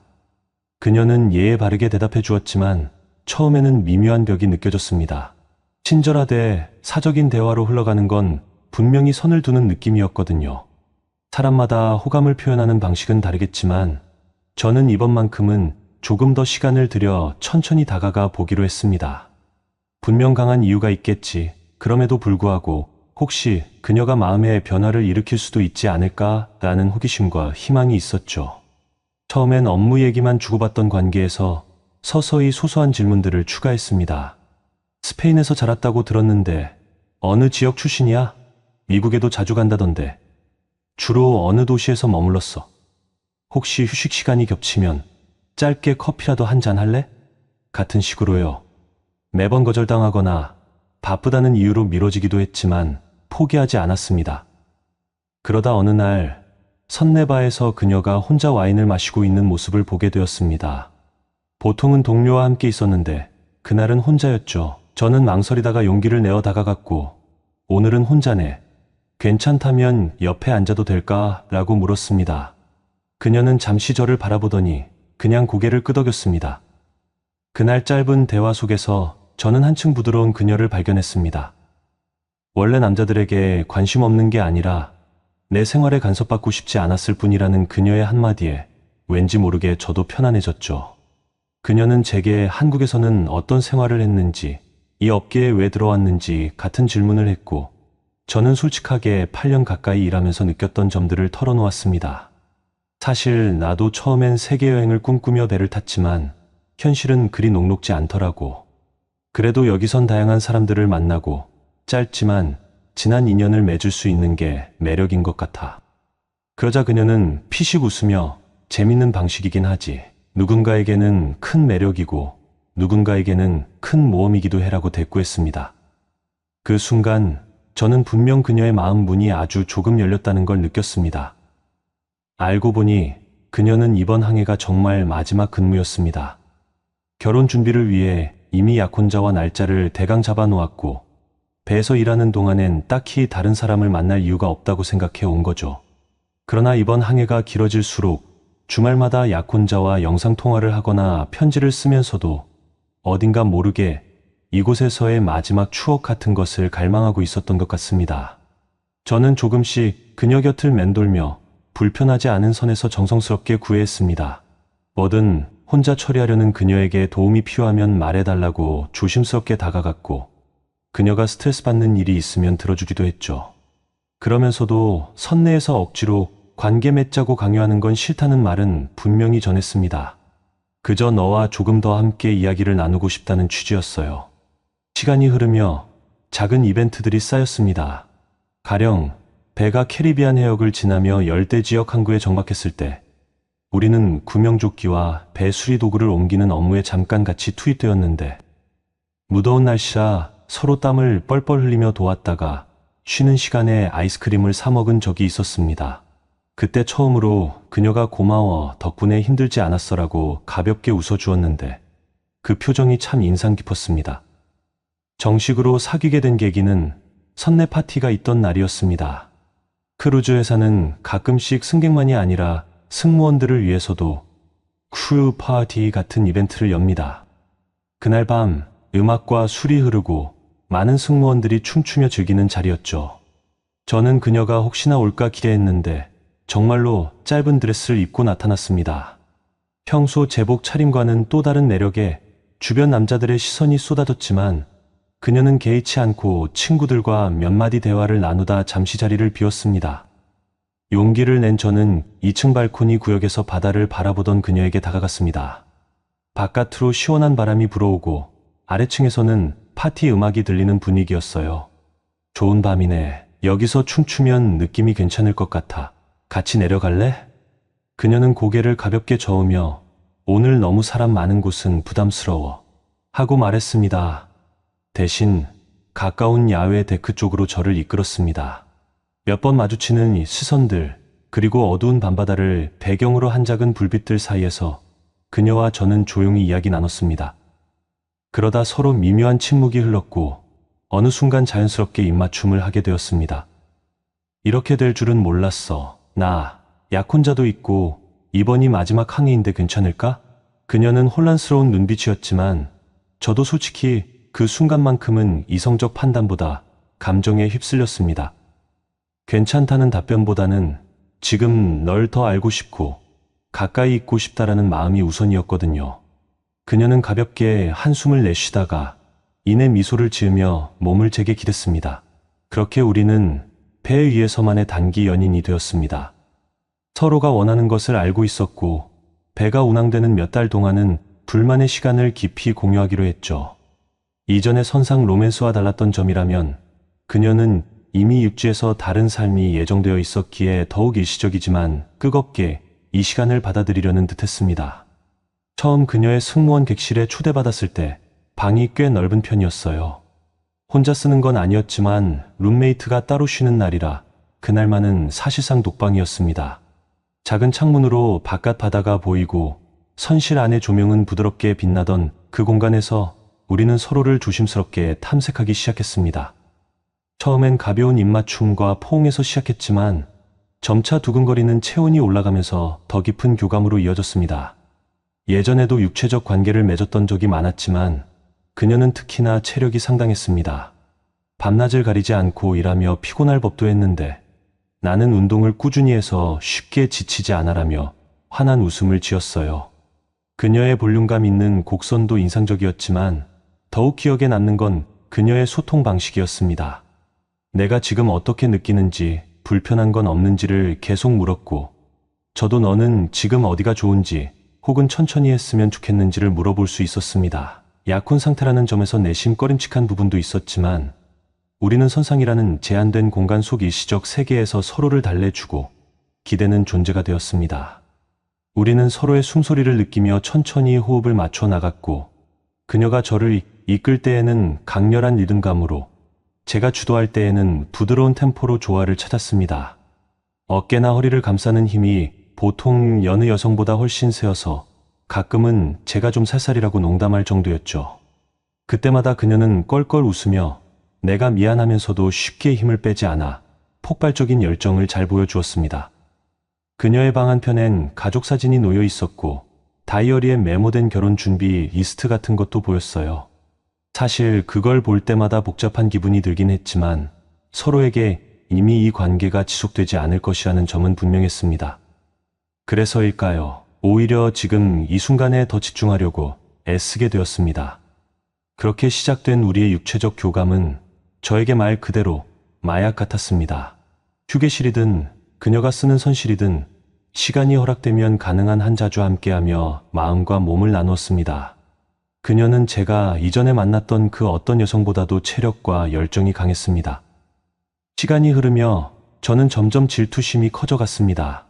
그녀가 약혼자에게 전화나 영상 통화를 할 때 저는 질투심에 휩싸이곤 했죠. 혹시나 말고 그 사람도 좋아하는 게 가능해? 하는 의문이 들었습니다. 어떤 날은 결혼 안 하고 나와 살면 안 돼라는 생각까지 스쳤습니다. 하지만 정작 그녀는 단호했어요. 내 약혼자는 나와 오래전부터 미래를 약속해 온 사람이야. 사랑하니까 결혼하는 거고 이 일은 그냥 배 위에서 일어나는 일종의 해프닝 같은 거야. 저는 그 말이 잘 이해되지 않았습니다. 정말 사랑한다면 이런 관계를 유지할 수 있을까? 혹은 약혼자의 경제력이 나보다 우위라서 결국 그쪽을 선택한 건 아닐까? 하는 부질없는 의심도 했어요. 괜히 허탈한 기분과 씁쓸함이 교차했고 때로는 화가 나기도 했습니다. 그러나 이미 빠질 대로 빠져버린 제 감정은 이 관계를 쉽게 끊어내지 못했습니다. 그렇게 뒤엉킨 감정 속에서도 우리는 휴가가 주어지면 함께 외출했습니다. 어느 날은 미국 동부의 항구 도시에 도착해 몇 시간의 자유 시간을 얻었죠.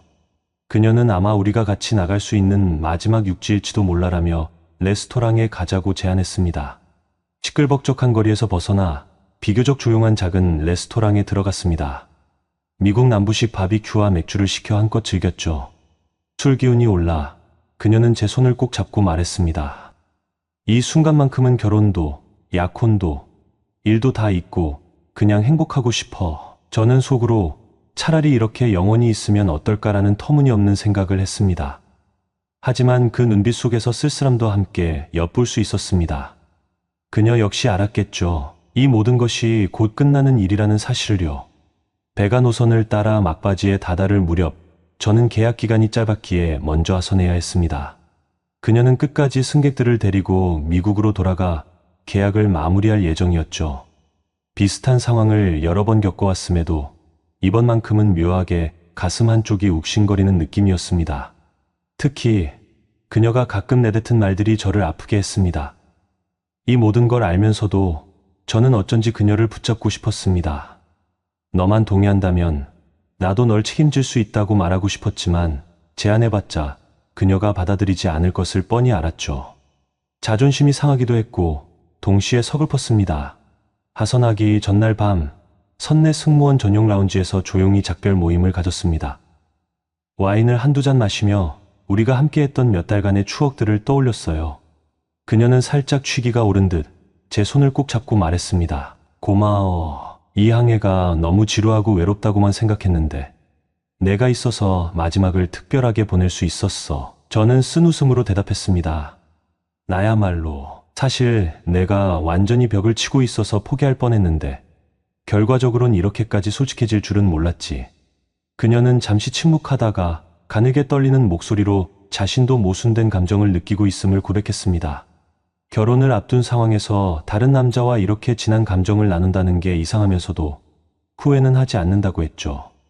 그 말에 저도 괜히 가슴이 찡해져 말없이 그녀를 끌어안았습니다. 서로 말이 필요 없었습니다. 포옹에 담긴 애틋함과 고마움, 그리고 이별이 주는 슬픔이 한꺼번에 전해지는 것 같았거든요. 그날 밤 우리는 라운지 구석진 곳에서 오래도록 붙어 있었고 정말 시간이 멈춰주길 바랐습니다. 다음 날 저는 개인 짐을 챙겨 하선했습니다. 공식적인 자리에서는 겨우 포옹 한 번으로 작별 인사를 대신할 수밖에 없었습니다. 주변 동료들이 지켜보는 터라 길게 아쉬움을 표현할 수 없었죠. 그저 눈빛으로 정말 고마웠어, 안녕이라고 이야기했습니다. 공항으로 가는 차 안에서 여러 번 겪은 작별 중 이번 작별이 유독 쓰리게 다가오는 이유를 생각했습니다. 이런 삶을 내가 선택했으니 이렇듯 허무함도 내가 감수해야 하는 걸까 하는 생각 말이죠. 사실은 그녀의 약혼자를 질투하면서 동시에 그녀에게 나를 선택해달라고 말해보고 싶었던 제 자신을 발견했습니다. 그런데 그런 선택은 끝내 헛되지 않았습니다. 그녀는 이후 미국으로 건너가 약혼자와 결혼 준비에 들어갈 거라고 합니다. 제가 농담 삼아 결혼식 청첩장이라도 줄 수 있어? 라고 물었더니 그녀는 웃으며 언젠가 소식은 전해줄게라고 했죠. 그게 언제일지 혹은 영영 소식이 끊길지는 알 수 없습니다. 사람들은 유람선에서 일한다고 하면 화려한 여행이나 낭만을 먼저 떠올립니다. 하지만 실제로는 고립된 환경에서 수많은 승무원들이 각자 외로움과 불안을 안고 지내는 곳이기도 합니다. 짧은 만남과 빠른 이별이 반복되고 때론 복잡한 삼각관계나 부적절한 스캔들도 심심치 않게 일어납니다.